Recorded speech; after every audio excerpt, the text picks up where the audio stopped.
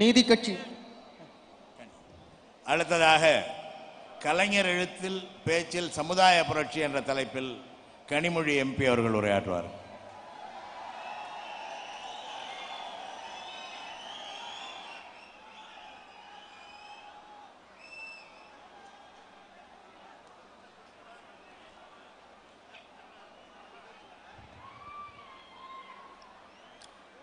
தலைவர் கலைஞர் அவர்களின் எழுத்தில் பேச்சில் சமூக புரட்சி என்ற தலைப்பிலே இங்கே இந்த ஈரோட்டு மாநாட்டிலே பேசுவதற்கு எனக்கு வாய்ப்பளித்திருக்கக்கூடிய அண்ணன் தளபதி அவர்களுக்கு என் முதல் நன்றியை தெரிவித்துக் கொள்கிறேன். செயல் தலைவராக பதவி ஏற்றுக்கொண்ட முதல் மாநாடு அண்ணன் தளபதி அவர்கள் நடத்தக்கூடிய முதல் மாநாடு ஈரோட்டிலிருந்து ஆரம்பிக்கிறது என்று நாம் பார்க்கும் பொழுது திராவிட இயக்கத்தின் வார்ப்படமாக இன்று தளபதி அவர்கள் திகழ்கிறார்கள் என்பதற்கு இதைவிட பெரிய ஒரு உதாரணம் தேவையில்லை. தலைவர் கலைஞர் அவர்கள் எப்படி தந்தை பெரியார் அவர்களை பற்றி பேசும்போது எரிமலையாய் சுடுதழலாய் இயற்கை கூத்தாய் என்று அவரை வர்ணித்து இந்த தமிழகத்தின் தலையெழுத்தையே மாற்றி போட்ட தந்தை பெரியார் என்று அவரை அழைக்கிறார். அந்த தலைவனின் மண்ணிலிருந்து நாம் இன்று இந்த மாநாட்டை நடத்தி கொண்டிருக்கிறோம். இன்று தமிழகம் ஒரு இருண்ட காடாக இருக்கக்கூடிய நிலையை நாம் பார்த்து கொண்டிருக்கிறோம். அந்த திசையற்ற இருட்டிலே மாட்டிக்கொண்டிருக்கக்கூடிய தமிழ் இன மக்களுக்கு தகதகாய சூரியனாய் ஒரே நம்பிக்கையாய் நாளைய முதல்வராய் இருக்கக்கூடிய அண்ணன் தளபதி அவர்களே, நம்மையெல்லாம் வழி நடத்தக்கூடிய இனமான பேராசிரியர் அவர்களே, முதன்மை செயலாளர் அவர்களே, ஈரோட்டு மண்ணிலே இந்த மாநாட்டிற்கு தலைமையேற்று இருக்கக்கூடிய முதல் பெண்மணியாம் அம்மையார் சுப்புலட்சுமி அவர்களே, அண்ணன் திருச்சி சிவா அவர்களே, கோவி செழியன் அவர்களே, இவ்வளவு சிறப்பாக இந்த மாநாட்டை நடத்தி காட்டி கொண்டிருக்கக்கூடிய வரவேற்பு குழு தலைவர் முத்துசாமி அவர்களே, மாவட்ட செயலாளர்களே, சட்டமன்ற உறுப்பினர்களே, நாடாளுமன்ற உறுப்பினர்களே, இங்கே வந்திருக்கக்கூடிய எனது மகளிர் அணியின் அன்பு சகோதரிகளே, வந்திருக்கக்கூடிய சகோதரர்களே, உங்கள் அனைவருக்கும் என் வணக்கத்தை நான் தெரிவித்துக் கொள்கிறேன்.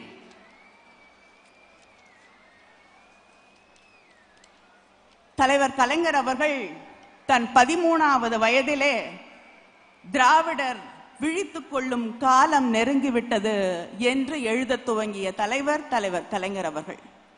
அந்த தலைவர் இன்று இந்த மேடையிலே நம்மோடு இல்லாவிட்டாலும் அவரை நினைத்து அருவாய் உருவாய் உளதாய் இளதாய் மறுவாய் மலராய் மணியாய் ஒளியாய் கருவாய் உயிராய் கதியாய் விதியாய் குருவாய் வாழ்ந்து கொண்டிருக்கக்கூடிய அவரது பாதங்களை நோக்கி வணங்கி உங்களோடு பேச துவங்குகிறேன்.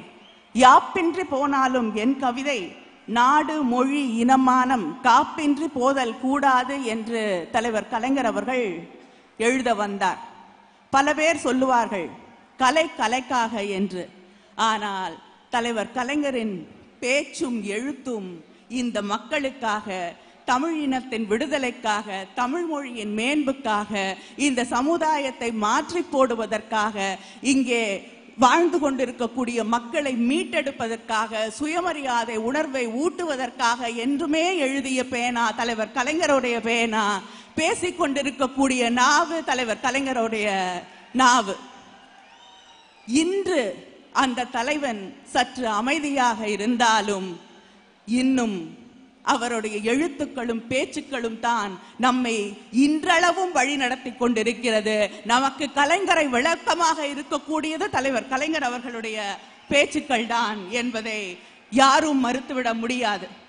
ஆனால் கவிக்கு அப்துல் ரஹ்மான் அவர்கள் தலைவரை பற்றி பேசும் பொழுது குறிப்பிட்டு சொன்னார், உன் பேனா தலை குனிந்த போதெல்லாம் தமிழினம் தலை நிமிர்ந்தது என்று. தலைவருடைய பேனா கீழே குனிந்து எழுதும் போதெல்லாம் தமிழினம் தலை நிமிர்ந்தது என்று அவர் பேசினார். தலைவர் எப்பொழுதும் மக்களுக்காக சிந்திக்கக்கூடிய ஒரு தலைவர். அவர் இந்த சமூகத்திலே எடுத்து ஆளாத பிரச்சனைகளே கிடையாது. விவசாயிகள் பிரச்சனைகளாக இருக்கட்டும், தொழிலாளிகளின் பிரச்சனையாக இருக்கட்டும், பெண்களுடைய பிரச்சனைகளாக இருக்கட்டும், விதவைகளின் கொடூரமான ஒரு நிலையாக இருக்கட்டும், ஜாதிகளை ஒழிக்க வேண்டும், மூட நம்பிக்கையை ஒழிக்க வேண்டும் என்பதாக இருக்கட்டும், எதையுமே ஆணித்தரமாக இருக்கக்கூடிய தலைவரின் பேச்சுக்கள், எழுத்துக்கள் எதற்குமே அஞ்சியது இல்லை. பராசக்தியிலே தலைவர் கலைஞர் அவர்கள் பேசுவார்கள். சற்று இன்று கூட எழுத முடியாத எழுத்துக்கள் அந்த பராசக்தியிலே நாம் பார்க்கக்கூடிய எழுத்துக்கள் இன்று தமிழ்நாட்டிலே, இந்தியாவிலே இருக்கக்கூடிய நிலையிலே சிந்தனையாளர்களுக்கு இங்கே பேசுவதற்கு உரிமை இல்லை, கருத்துக்களை சொல்லுவதற்கு உரிமை இல்லை. ஆனால் அத்தனை ஆண்டுகளுக்கு முன்னால் தலைவர் கலைஞர் அவர்கள் கேட்டார்கள், அம்பாள் எந்த காலத்திலடா பேசினாள் என்று. அதற்கு திராணி இருந்த தலைவர் கலைஞர் அவர்கள். அதுவும் வெகுஜனத்திலே இருக்கக்கூடிய திரைப்படத்தின் வழியாக இந்த கேள்விகளை கேட்டார். ஆனால் அவர் ஆண்டவனை மறுதளிக்கவில்லை, யாரும் கோயிலுக்கு போகக்கூடாது என்று சொல்லவில்லை. அதே படத்திலே வரக்கூடிய ஒரு வசனத்திலே சொல்லுவார், கோயில்கள் கூடாது என்பதற்காக இல்லை, கோயில்கள் இப்படிப்பட்ட நயவஞ்சர்களின் கூடாரமாக மாறிவிடக் கூடாது என்பதற்காகத்தான் நாங்கள் இதை எதிர்க்கிறோம் என்றார். இன்று நாம் பார்த்து கொண்டிருக்கிறோம் எத்தனை மதகுருமார்கள், எத்தனை கோயில்கள் இப்படிப்பட்டவர்களின் புகலிடமாக மாறிக்கொண்டிருக்கிறது என்பதை நாம் இங்கே கண்ணால் கண்டு கொண்டிருக்கக்கூடிய ஒரு நிலையை இங்கே பார்த்து கொண்டிருக்கிறோம். தலைவர் கலைஞர் அவர்கள் முதலாக சட்டமன்றத்திலே நுழைகிறார்கள். சட்டமன்றத்திலே அவர் பேசிய பேச்சு நங்கவரத்திலே இருக்கக்கூடிய, தன் தொகுதியிலே இருக்கக்கூடிய விவசாயிகளின் பிரச்சனை. சற்று சிந்தித்து பாருங்கள். அந்த நங்கவரத்திலே ஒரு பண்ணை இருக்கிறது. அந்த பண்ணையிலே மாடேர் வாரம், கையேர் வாரம் என்று இரண்டாக அங்கே உழவு பிரிக்கப்பட்டிருக்கிறது. மாடேர் வாரம் என்றால் அங்கே எருதுகளை பூட்டி அங்கே உழவு செய்வார்கள் ஒரு வாரத்திற்கு. அடுத்த வாரம் அங்கே விவசாயம் செய்யக்கூடிய குடியானவர்களை அந்த ஏரியிலே பூட்டி அவர்கள் மாடுகளுக்கு பதிலாக உழவு செய்ய வேண்டும், நிலத்தை உழ வேண்டும். இந்த கொடுமைக்கு முடிவு காண்பதற்காக தன் கன்னி பேச்சிலேயே அதை எடுத்து வைத்தவர் தலைவர் கலைஞர் அவர்கள். அந்த விவசாயிகளின் உணர்வுகளை உணர்ந்தவராக அவர் இருப்பதால் தான் பதவி ஏற்றுக்கொண்ட பிறகு விவசாயிகளுக்கு இலவச மின்சாரம் கொண்டு வந்தார்கள். தான் பதவி ஏற்றுக்கொண்ட மேடையிலேயே 7000 கோடி விவசாய கடனை ரத்து செய்து தந்தார்கள். ஆனால் இன்று இருக்கக்கூடிய மத்திய அரசாங்கம் என்ன செய்து கொண்டிருக்கிறது? மாத கணக்கிலே நாம் விவசாயிகள் அங்கே வந்து டெல்லியிலே போராடி கொண்டிருந்தார்கள். பிரதமர் மோடிக்கு அவர்களை பார்ப்பதற்கு ஒரு நிமிடம் நேரம் இல்லை. தன்னுடைய போராட்ட வழிகளை எல்லாம் கையாண்டு பார்த்தார்கள். தன் சுயமரியாதையை கூட காற்றிலே பறக்க விட்டு அந்த விவசாயிகள் அந்த தெருக்களிலே போராடி பார்த்தார்கள். ஆனால் பல ஊர்களுக்கு, பல நாடுகளுக்கு போகக்கூடிய பிரதமருக்கு நம் நாட்டில் இருந்து வந்த விவசாயிகளை சந்திப்பதற்கு ஒரு நிமிடம் அவகாசம் இல்லை. ஆனால் தளபதி அவர்கள் இங்கிருந்து ஓடோடி வந்து நம் விவசாயிகளுக்கு ஆதரவு தெரிவித்து விட்டு நான் இருக்கிறேன் என்று சொல்லிவிட்டு வந்த தலைவர் தளபதி அவர்கள். தலைவர் கலைஞர் அவர்கள் மாநில சுயாட்சிக்காக என்றென்றும் குரல் கொடுத்த பெரும் தலைவர் கலைஞர் அவர்கள் 1974 முதல் தீர்மானம் இந்தியாவிலேயே சட்டமன்றத்தில் மாநில சுயாட்சிக்காக ஏற்றப்பட்ட முதல் தீர்மானம் தலைவர் கலைஞர் அவர்கள் கொண்டு வந்த தீர்மானம். அதற்கு பிறகுதான் மிசா எமர்ஜென்சி வருகிறது. அங்கே மத்தியிலே இருக்கக்கூடிய காங்கிரஸ் அரசாங்கம் சொல்கிறது, தயவு செய்து இந்த எமர்ஜென்சியை எதிர்க்காதீர்கள், தயவு செய்து மௌனமாக இருங்கள். அப்படி இருந்தீர்கள் என்றால் இந்த அரசாங்கத்தை 1 ஆண்டுக்கு மேலாக நான் நீட்டித்து தருகிறேன், உங்களுக்கு எந்த பிரச்சனையும் வராது, 1 வருஷம் அதிகமாக நீங்கள் ஆட்சி செய்யலாம் என்று மத்தியிலே இருக்கக்கூடிய காங்கிரஸ் அரசாங்கம் தலைவர் கலைஞர் அவர்களுக்கு செய்தி சொல்லி அனுப்புகிறது. ஆனால் தலைவர் சொல்லுகிறார், நாங்கள் என்ன சிம்மாசனத்துடன் பிறந்தோம், கொற்றக்குடையா கொள்கையா என்ற கேள்வி வரும்போது கொள்கைதான் எங்களுக்கு முக்கியம் என்று முதல் தீர்மானம், எமர்ஜென்சியை எதிர்த்து முதல் தீர்மானத்தை தலைவர் கலைஞர் அவர்கள் கொண்டு வருகிறார்கள். தன்னுடைய மகன் சிறைக்கு போனாலும் பரவாயில்லை, மருமகன் சிறைக்கு போனாலும் பரவாயில்லை, சகோதரர்கள் உடன்பிறப்புகள் சிறையிலே வாடினாலும் பரவாயில்லை, பதவி போனாலும் பரவாயில்லை என்று தன்னுடைய கொள்கைக்காக, சுதந்திரத்திற்காக, மக்களின் சுதந்திரத்திற்காக போராடிய தலைவர் கலைஞர் அவர்கள். அந்த தலைவரின் வழியிலே வந்து இன்று தளபதி அவர்கள் நமது உரிமைகளுக்காக, நமது சுதந்திரத்திற்காக, இந்திய நாட்டிலே இருக்கக்கூடிய ஒவ்வொரு மனிதனின் உரிமைக்காகவும் போராடக்கூடிய தலைவராக இன்று அவர் உயர்ந்து நிற்கிறார். சமீபத்திலே அண்ணன் தளபதி அவர்கள் 10 முதலமைச்சர்களுக்கு ஒரு கடிதம் எழுதுகிறார். மிக மிக மிக முக்கியமான ஒரு கடிதம். நாம் எல்லாம் பெருமையோடு தலையிலே தூக்கி வைத்துக் கொண்டு கூத்தாட வேண்டிய கடிதம் அந்த கடிதம். ஏனென்றால் 15வது ஃபைனான்ஸ் கமிஷன் ஒன்று அமைக்கப்படுகிறது. அந்த ஃபைனான்ஸ் கமிஷன்ல பல மாறுதல்களை கொண்டு வராங்க. அந்த மாறுதல்கள் என்ன என்றதெல்லாம் நமக்கு தேவையில்லை. ஆனால் அந்த மாறுதல்களை கொண்டு வருகிறார்கள். அதில் முக்கியமான 2 என்னவென்றால், ஜனத்தொகை குறைவாக இருக்கக்கூடிய மாநிலங்களுக்கு மத்திய அரசாங்கத்திலிருந்து வரக்கூடிய நிதி ஒதுக்கீடு குறைந்துவிடும். நீங்க உங்க நாட்டு மக்களுக்காக ஜனத்தொகையை குறைக்க வேண்டும் என்று பாடுபட்டு ஒரு அரசாங்கம் வேலை செஞ்சிருந்தா அதனால நிதித்தொகை குறைஞ்சிடும். இன்னொன்று, அந்த மக்களுக்காக பாடுபட்டு நீங்கள் அங்கே தனிநபர் வருமானத்தை, அங்கே இருக்கக்கூடிய தொழிற்சாலைகளை அதிகரித்து, அங்கே இருக்கக்கூடிய மாணவர்களுக்கு கல்வித்தரத்தை உயர்த்தி, வேலை வாய்ப்புகளை அதிகரித்து, தனிநபர் வருமானத்தை ஒரு மாநிலம் உயர்த்தி வைத்திருந்தால் அவங்களுக்கும் மத்திய அரசாங்கத்திலிருந்து வரக்கூடிய நிதித்தொகை குறைந்துவிடும். இது எப்படி இருக்கிறது என்றால், குதிரை கீழேயும் தள்ளி பள்ளத்தையும் தோண்டிக் கொண்டிருக்கக்கூடிய ஒரு நிலையிலே மத்திய அரசாங்கம் செயல்பட்டு கொண்டிருக்கிறது. ஏனென்றால், ஒரு பிள்ளை நல்லா படிச்சா என்ன சொல்லுவோம், உனக்கு நான் பரிசு கொடுப்பேன் என்று சொல்லுவோம். ஆனால் மத்திய அரசாங்கம் என்ன சொல்லுது, நீ நல்லா வேலை செஞ்சிருக்க, நீ உன்னுடைய மாநிலத்தை நன்றாக வளர்த்தெடுத்திருக்கிறாய், அதனால உனக்கு நான் பனிஷ்மெண்ட் கொடுக்கிறேன், நான் உனக்கு கொடுக்க வேண்டிய பரிசு தொகையை குறைத்துக் கொள்கிறேன் என்று மத்திய அரசாங்கம் சொல்கிறது. இது எந்த விதத்திலே நியாயம்? நீ அரிசி கொண்டு வா, நான் உமி கொண்டு வருகிறேன், 2 பேரும் ஊடி ஊதி திங்கலாம் என்று சொல்லக்கூடிய ஒன்றன் நிலை இது.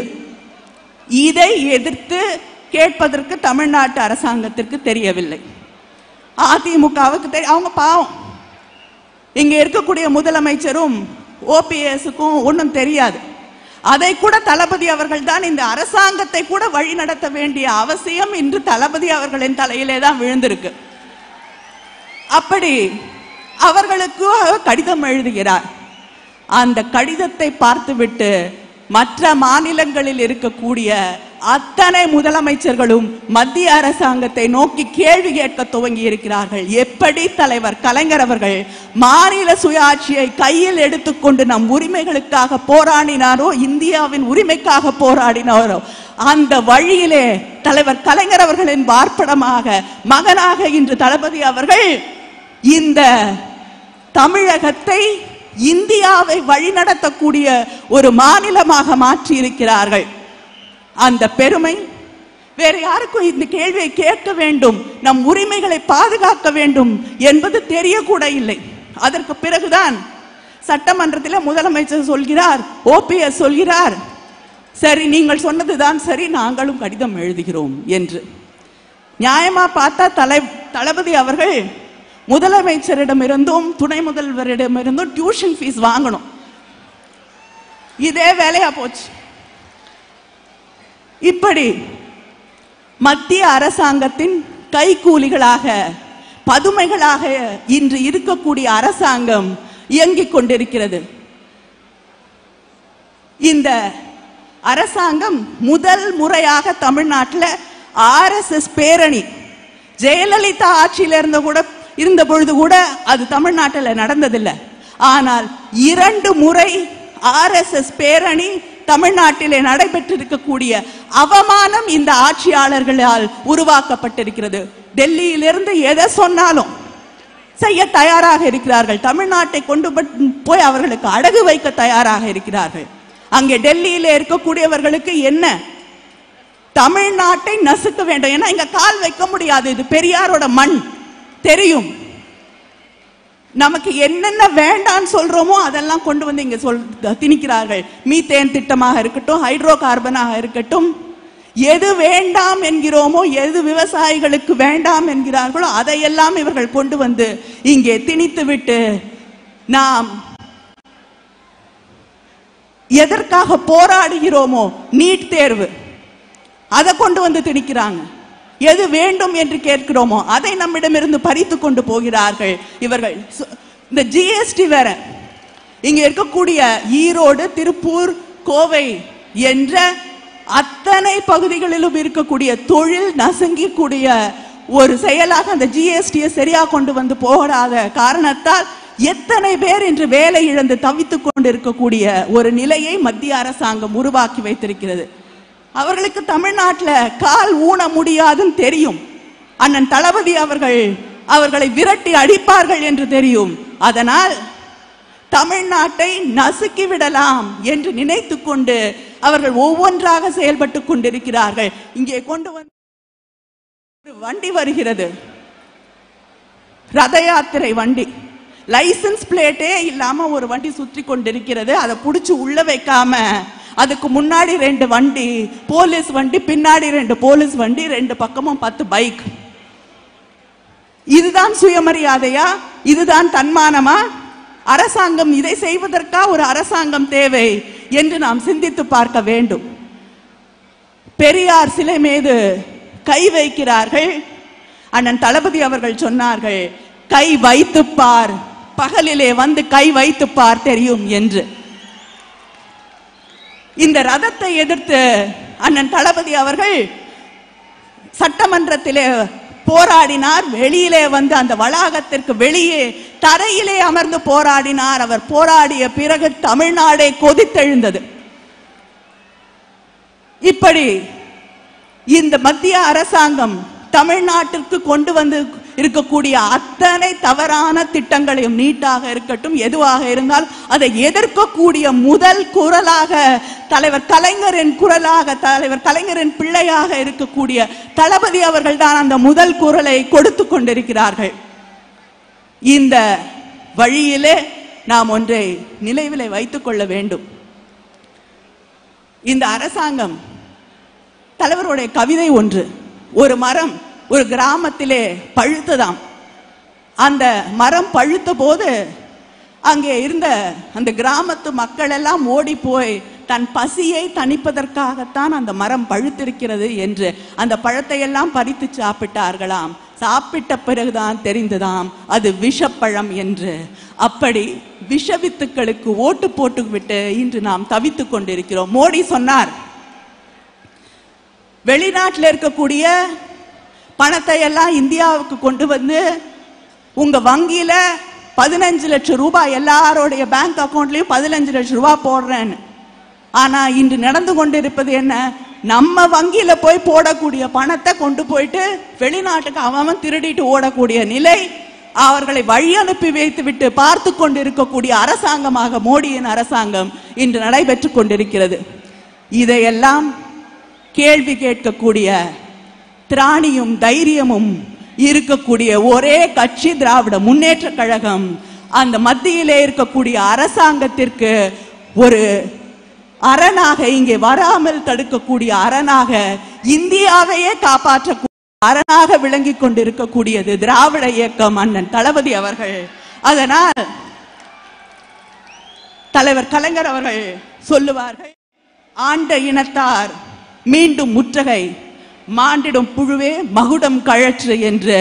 அண்ணன் தளபதி அவர்களின் தலைமையிலே இங்கே இருக்கக்கூடிய சிங்க கூட்டம் நாம் அவரை பின்தொடர்ந்து கோட்டைக்கு செல்வோம், கோட்டையை முற்றுகையிடுவோம். நாளை நமதே. நன்றி, வணக்கம்.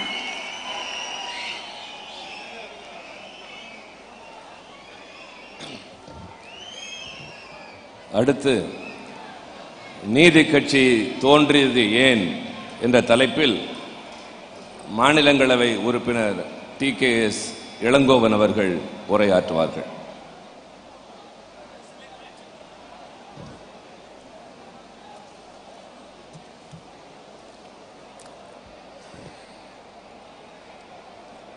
மாநாட்டு தலைவர் மற்றும் கழக செயல் தலைவர், பொதுச் செயலாளர் உள்ளிட்ட அவையிலே அமர்ந்திருக்கும் பெரியோர்களே, எதிரிலே திரளாக குடுமியுள்ள கழக செயல் வீரர்களே, பெரியோர்களே, தாய்மார்களே, நண்பர்களே, வணக்கம். நேற்று காலை முதல் இந்த ஒலிபெருக்கியின் முன்னாலேயே நின்று கொண்டிருந்த நான் பேசுவதற்கு எனக்கு வாய்ப்பு கிடைக்குமா என்று கூட சிந்தித்துக் கொண்டிருந்த நேரத்தில், இந்த தலைப்பை இந்த நேரத்தில் பேசாமல் போனால் இந்த சமுதாயத்துக்கு ஒரு பழி வந்து சேருமோ என்கிற ஐயம் எனக்கு வந்த காரணத்தினாலே நான் பேசுகிறேன். திராவிட இயக்கம் தோன்றியது ஏன்? இந்த வரலாற்று காரணங்களை திரும்பி பார்த்தால்தான் நம்முடைய சந்ததியினரை பாதுகாப்பதற்கான வாய்ப்பு நமக்கு இருக்கும் என்ற காரணத்தினாலே சொல்கிறேன். தென்னிந்திய நல உரிமை கழகம் சங்கம் 1916 ஆண்டிலே தொடங்கப்பட்டது. அதை தொடங்கியவர்கள் 3 தலைவர்கள். ஒருவர் டாக்டர் நடேசனார். அவருக்கு இந்த எண்ணம் ஏன் வந்தது என்றால், அதற்கு முன்னாலே 1912 ஆண்டிலே வெளியூர்களிலே இருந்து வருகிற மாணவர்கள் சென்னை மாநில கல்லூரிக்கு பார்ப்பனர் அல்லாத மாணவர்கள் மேற்படிப்பு படிக்க வந்தால் அவர்களுக்கு தங்கும் வசதி கூட இல்லாத நிலையிலே அவர் தன்னுடைய சொந்த வீட்டையே திராவிட மாணவர் விடுதி என்று சொல்லி பிற்படுத்தப்பட்ட தாழ்த்தப்பட்ட மாணவர்கள் தங்கி படிக்க வசதி செய்தார். அப்பொழுது அவருக்கு வந்த கோபம், இந்த பார்ப்பனர்கள் தங்கும் வசதியை கூட தாழ்த்தப்பட்ட மக்களுக்கு செய்து தரவில்லையே என்ற கோபம். இரண்டாவதாக பிட்டி தியாகராயர். இவர் சென்னையிலே உள்ள கபாலீஸ்வரர் கோயிலுக்கு ஒரு பெரிய நிதியை குடமுழுக்கென்று கொடுத்தார். கொடுத்துவிட்டு குடமுழுக்கென்று அவரை போகும் பொழுது, அவர் அங்கே செல்லும் பொழுது சொன்னார்கள், நீங்கள் எல்லாம் இங்கே வரக்கூடாது, நீங்கள் கீழே அமருங்கள், பார்ப்பனர்கள் மட்டும்தான் மேலே செல்ல வேண்டும் என்று சொன்னார்கள். இவரிடம் வந்து பிச்சை எடுத்து குடமுழுக்க செய்கிற பார்ப்பனர்கள் அவரை மேலே அனுமதிக்கவில்லை. அவருக்கு கோபம் வந்தது. மூன்றாவதாக டாக்டர் TM நாயர், ஒரு மருத்துவ துறையிலே ஒரு அதிகாரி, பிற்படுத்தப்பட்ட அதிகாரி. அவர் மீது பழி சொல்லும் வகையிலே நீதிமன்றத்திலே ஒரு வழக்கு, நீதிமன்றத்திலே இருந்த 2 பார்ப்பன நீதிபதிகள் அவருக்கு எதிரான தீர்ப்பு சொன்னார்கள். டாக்டர் TM நாயருக்கு கோபம் வந்தது. அந்த கோபத்தின் விளைவாக அவர் ஒரு நீண்டதொரு உரையை சென்னையிலே உள்ள ஸ்பர்டாங் திடலை ஆற்றினார். அவர் இங்கே பார்ப்பனர்கள் மற்றவர்களை வாழவிட மாட்டார்கள் என்று கருதினார். எனவே 3 பேர் வெவ்வேறு காரணங்களுக்காக இயக்கம் நடத்தியவர்கள். ஒரு அமைப்பாக நடத்தினால்தான் இங்கே தாழ்த்தப்பட்டவர்களையும் பிற்படுத்தப்பட்டவர்களையும் பார்ப்பனர் அல்லாத மக்களை முன்னேற்ற முடியும் என்ற எண்ணத்திலே அவர்கள் உருவாக்கிய கட்சிதான் தென்னிந்திய நல உரிமை சங்கம். அதற்கு ஒரு 100 ஆண்டு கால வரலாறு தான் இருக்கிறது. அதற்கு முன்னாலே சில தலைவர்கள், தாழ்த்தப்பட்ட மக்களுக்காக பாடுபட்ட தலைவர்கள் எல்லாம் இருந்தார்கள். இந்த பிரச்சனையை முழுமையாக அணுகி பிரச்சனைக்கு முறையாக தீர்வு காண வேண்டும் என்ற எண்ணத்திலே உருவான இயக்கம்தான் தென்னிந்திய நல உரிமை இயக்கம். நேற்றைய தினம் நண்பர் சிவா அவர்கள் பேசும் பொழுது ஒன்றை சொன்னார். வடநாட்டிலே இருக்கிற மன்னர்கள் யாரும் தென்னாட்டை கைப்பற்ற முடியவில்லை என்று பெருமையாக பேசினார். பெரும் சாம்ராஜ்யங்களை விரிவாக்கியவர்கள் சேர சோழ பாண்டிய மன்னர்களை ஒன்றும் செய்ய முடியவில்லை என்று சொன்னார். முகாலய பேரரசு தமிழ்நாட்டு எல்லைக்குள்ளேயே நுழைய முடியவில்லை என்று சொன்னார்.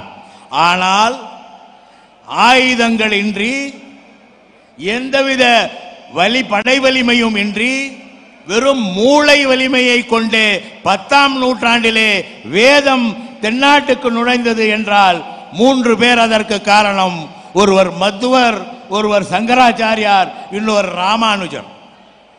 இவர்கள் 3 பேரும் வேதத்திற்கு விளக்கம் எழுதினார்கள்.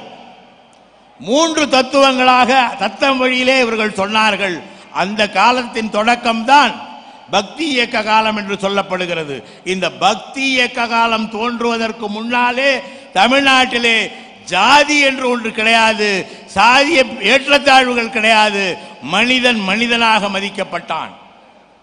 ஒன்றை சொல்கிறேன். டி.எம். நாயர் அவர்களுடைய உரையிலே பார்ப்பனர்களை கடுமையாக விமர்சித்திருந்தார். அப்பொழுது சென்னையிலே ஹோம் ரூல் இயக்கம் என்று ஒரு இயக்கம், அந்த இயக்கத்தை தொடங்கியவர் அன்னி பெசன்ட் அம்மையார், வெள்ளைக்காரர். அவர் ஒரு வார்த்தையை சொல்கிறார். அவருடைய பேச்சிலே டி.எம். நாயருடைய பேச்சை கேட்டுவிட்டு அவர் ஒரு கருத்தை சொல்லுகிறார். இந்த நாட்டிலே இலக்கியங்களை வளர்த்தவர்கள், இந்த நாட்டிலே பண்பாட்டை உருவாக்கியவர்கள் பிராமணர்கள். அவர்களுடைய அறிவு சிறந்த அறிவு. அவர்களை பகைத்து ஒரு இயக்கமா, அவர்களுக்கு எதிராக ஒரு இயக்கமா என்ற கேள்வியை அன்னி பெசன்ட் வைக்கிறார். என்ன அநியாயம்! இந்த நாட்டிலே பார்ப்பனர்கள் தான் பண்பை வளர்த்தார்களா? பார்ப்பனர்கள் தான் அறிவை வளர்த்தார்களா? படித்தவர்களாக இருந்தார்களா? கவிஞர்களாக இருந்தார்களா? இதை நாம் கேட்டு பார்க்கவில்லை. இது பிரச்சனை என்னவென்றால் பல விஷயங்களை நாம் கேட்காமலேயே ஏற்றுக்கொண்டோம். 2 பேரை சொல்கிறேன், இப்பொழுது உங்களுக்கு புரியும்.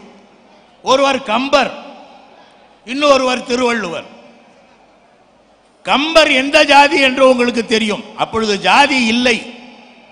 ஆனாலும் கம்பன் வீட்டு கட்டு தெரியும் கவி பாடும் என்பார்கள். அப்படி என்றால் கம்பர் நெசவாளர் குடியில் சேர்ந்தவர். வள்ளுவர் எந்த ஜாதி என்று தெரியும். வள்ளுவர் என்ற பெயரே அது ஒரு ஜாதி பெயராக இன்றைக்கு இருக்கிறது. இந்த உலகம் முழுவதும் ஏற்றுக்கொள்ளக்கூடிய ஒரு பெரிய அறிவியல் களஞ்சியத்தை இந்த நாட்டுக்கு வழங்கியவர் வள்ளுவர். எங்கேயோ எழுதப்பட்ட ஒரு கதையை, உலகம் முழுவதிலும் பல நாடுகளிலும் சொல்லப்பட்டு வந்த ஒரு கதையை இங்கே தமிழிலே மொழிபெயர்த்து அழகு தமிழிலே கம்பராமாயணம் என்ற ஒரு நூலை படைத்தார். அப்படி என்றால் நெசவாளியாக இருந்தாலும் அறிவு இருக்கும், வள்ளுவனாக இருந்தாலும் அறிவு இருக்கும் என்ற நிலையிலே இவர்களெல்லாம் அறிவிழந்தவர்கள். பார்ப்பனர்களுக்கு மட்டும்தான் அறிவு இருக்கும் என்று ஒரு வெள்ளைக்கார பெண்மணி சென்னையிலே சொல்கிறார் என்றால் அந்த அளவுக்கு அவரை மக்கள் மயக்கி வைத்திருக்கிறார்கள். இதிலிருந்து விடுபடுவதற்காகத்தான் திராவிட இயக்கம் தோன்றியது.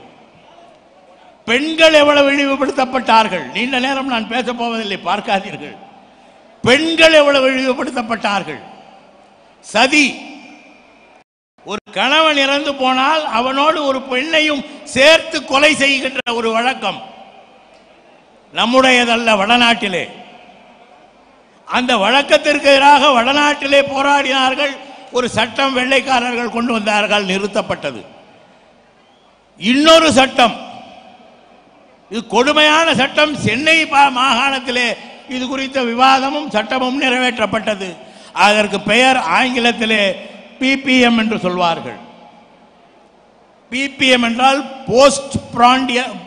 Post puberty marriage. பெண்கள் வயதுக்கு வந்த பிறகுதான் திருமணம் செய்ய வேண்டும் என்கிற ஒரு சட்டம். இந்த சட்டம் புதிதாக வெள்ளைக்காரர்கள் ஆட்சியிலே நிர்வாகத்திலே இருக்கும் பொழுது நீதி கட்சி தோன்றுவதற்கு முன்னாலே உருவான சட்டம். காரணம், பெண்கள் என்றால் அவ்வளவு இளக்காரம். இதை பார்ப்பனியம் தான் தந்தது. வள்ளுவர் பெண்ணீர் பெருந்தக்க யாவுள என்று சொன்னாரே, அதுதான் தமிழ் மரபு. ஆனால் பார்ப்பனியம் கொண்டு வந்தது ஸ்ரீஜன்மா பாபகர்மா என்ற சொல். பெண்ணாக பிறப்பதே பாவம் என்கிற சொல். இந்த சொல்லை கொண்டு ஒரு பெண் வயதுக்கு வருவதற்கு முன்னாலேயே திருமணம் செய்தாக வேண்டும். அதுதான் முறை. காரணம், அதற்கு பிறகு அந்த பெண் கெட்டு போவதற்கு வாய்ப்புண்டு. காரணம், எவ்வளவு கேவலமாக நம்முடைய பெண்ணை நடத்தி இருக்கிறார்கள். பெண் கெட்டு போவதற்கு வாய்ப்புண்டு. ஆனால் அதனாலே பெண் வயதுக்கு வருவதற்கு முன்னாலேயே திருமணம் செய்ய வேண்டும் என்பதை எதிர்த்து வெள்ளைக்காரர்களுக்கு அழுத்தம் கொடுத்து கொண்டு வரப்பட்ட சட்டம் தான் போஸ்ட் பியூபர்ட்டி மேரேஜ் ஆக்ட். அந்த சட்டத்துக்கு எதிராக அன்னி பெசண்டே பேசுகிறார். அந்த சட்டத்துக்கு எதிராக இங்கே இருக்கிற ஐயர்கள் எல்லாம் பேசுகிறார்கள். அப்படியுள்ள ஒரு பத்திரிகை நியூ இந்தியா என்கிற ஆங்கில பத்திரிகையிலே பெரிய விவாதங்கள் நடக்கும். நீதி கட்சியின் சார்பில் எதை செய்தாலும் அதை எதிர்த்து அவர்கள் விவாதிப்பார்கள். அது தவறு என்பார்கள். பெருமை மிக்க அந்த இனத்தை நீங்கள் எப்படி ஏன் தூற்றுகிறீர்கள், நீங்கள் ஏன் ஒரு குறிப்பிட்ட ஜாதியை குறிவைத்து தாக்குகிறீர்கள் என்பார்கள். காரணம், அந்த ஜாதியின் ஆதிக்கம் இங்கே வந்ததனாலே தான் நான் சூத்திரனானேன். அந்த ஜாதியின் ஆதிக்கம் இங்கே வந்ததனாலே தான் நான் தீண்டத்தகாதவனாக பிற்படுத்தப்பட்டவனாக ஆனேன் என்ற காரணத்தினாலே தான் நாம் எதிர்த்தோம். இப்பொழுது இதை வந்து சொல்கிறாயே 100 ஆண்டு வரலாறு தானே என்று கேட்பீர்கள்.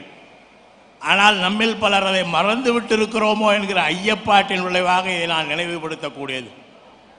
என்னுடைய தாத்தாவுக்கு தாத்தா ஒரு ஐயர் ஒருவரை கண்டால் தோளிலே போட்டிருக்கின்ற துண்டை எடுத்து இடுப்பிலே கட்டிக் கொள்வார். என்னுடைய உறவினர்கள் ஒரு ஐயர் எதிரிலே வந்தால் காலிலே இருக்கிற செருப்பை தள்ளி வைத்து விட்டு வெறுங்காலோடு நிற்பார்கள். நாம் இன்றைக்கு திராவிட இயக்கம் ஆற்றிய பணியினால் நாம் அந்த நிலைக்கு தள்ளப்படவில்லை.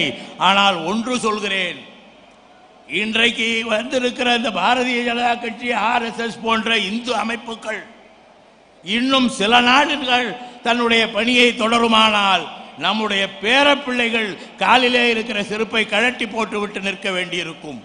நம்முடைய பேரப்பிள்ளைகள் பள்ளிக்கூடம் போகாமல் இருக்க வேண்டியிருக்கும். நம்முடைய பேரப்பிள்ளைகள், நம்முடைய சந்ததியினர் இதுவரை நாம் ஜஸ்டிஸ் கட்சியால், நீதி கட்சியால், திராவிட இயக்கத்தால், தந்தை பெரியாரால் பெற்ற உரிமைகள் அனைத்தையும் இழந்து மீண்டும் சூத்திரனாக, மீண்டும் பஞ்சமனாக, மீண்டும் அறிவிழந்தவனாக, மீண்டும் மேல்ஜாதிக்காரனின் அடிமையாக இருக்க வேண்டிய சூழ்நிலை வரும். எனவேதான் திராவிட இயக்கம் தோன்றியது ஏன் என்பதை நாம் சிந்தித்தாக வேண்டும். அந்த நேரத்து சூழ்நிலைகளை எல்லாம் நீங்கள் படித்தாக வேண்டும். அதை தெரிந்து கொண்டால்தான் இது போன்ற திருட்டுத்தனமாக, கலாச்சார ரீதியாக உள்ளே நுழைந்த இயக்கம். அந்த வேதத்தை 3 பேர் முன்மொழிஞ்சார்னு சொல்ல பொருள் எழுதினாங்க. ஒன்று சங்கராச்சாரியார், ஆதிசங்கரர், இன்னொன்று ராமானுஜர், இன்னொன்று மத்வர். இவங்க 3 பேரும் அதுக்கு 3 விதமாக பொருள் சொன்னாங்க. எனக்கு இன்னும் புரியாதது என்ன, துவைதம், அத்வைதம், விசிஷ்ட அத்வைதம். நாங்கள் இதில் எதுடா இந்து மதம்னு இன்னும் எவனும் சொல்ல தெரியல. இவன் அவனை திட்டுறான். இந்த 10 அவதாரங்க கதைகள் இருக்கு. இதை பல பேர் பல விதமாக சொல்லுவாங்க. எனக்கு தெரிஞ்சதெல்லாம் ஒன்று தான். எனக்கு தெரிஞ்சதெல்லாம் ஒன்று தான். இந்த 10 அவதார கதையும் மறுபடியும் நல்லா எல்லாரும் படிச்சு பாருங்க. சிவனை நினைச்சு வரம் இருந்து தவம் இருந்து வரம் வாங்கினவனை விஷ்ணு போய் கொண்டுட்டு வராரு. இதுதான் கதை. இதை படிச்சுக்கங்க.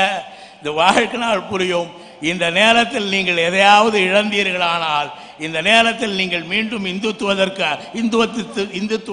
அடிமையாகினீர்கள் என்றால், நம்முடைய நடுத்தருவில் நிறுத்துவதற்கு நாமே வழிகாட்டுகிறவர்களாக ஆகிவிடுகிறோம் என்பதை மட்டும் இங்கே சொல்லி வாய்ப்புக்கு நன்றி கூறி விடைபெறுகிறேன். வணக்கம்.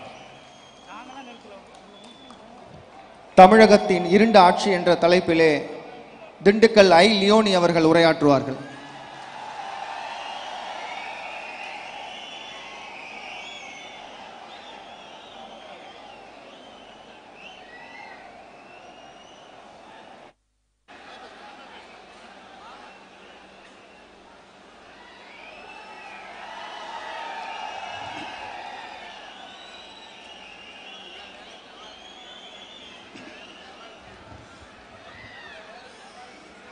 எங்கள் வாழ்வும் எங்கள் வளமும் மங்காத தமிழ் என்று சங்கே முழங்கு.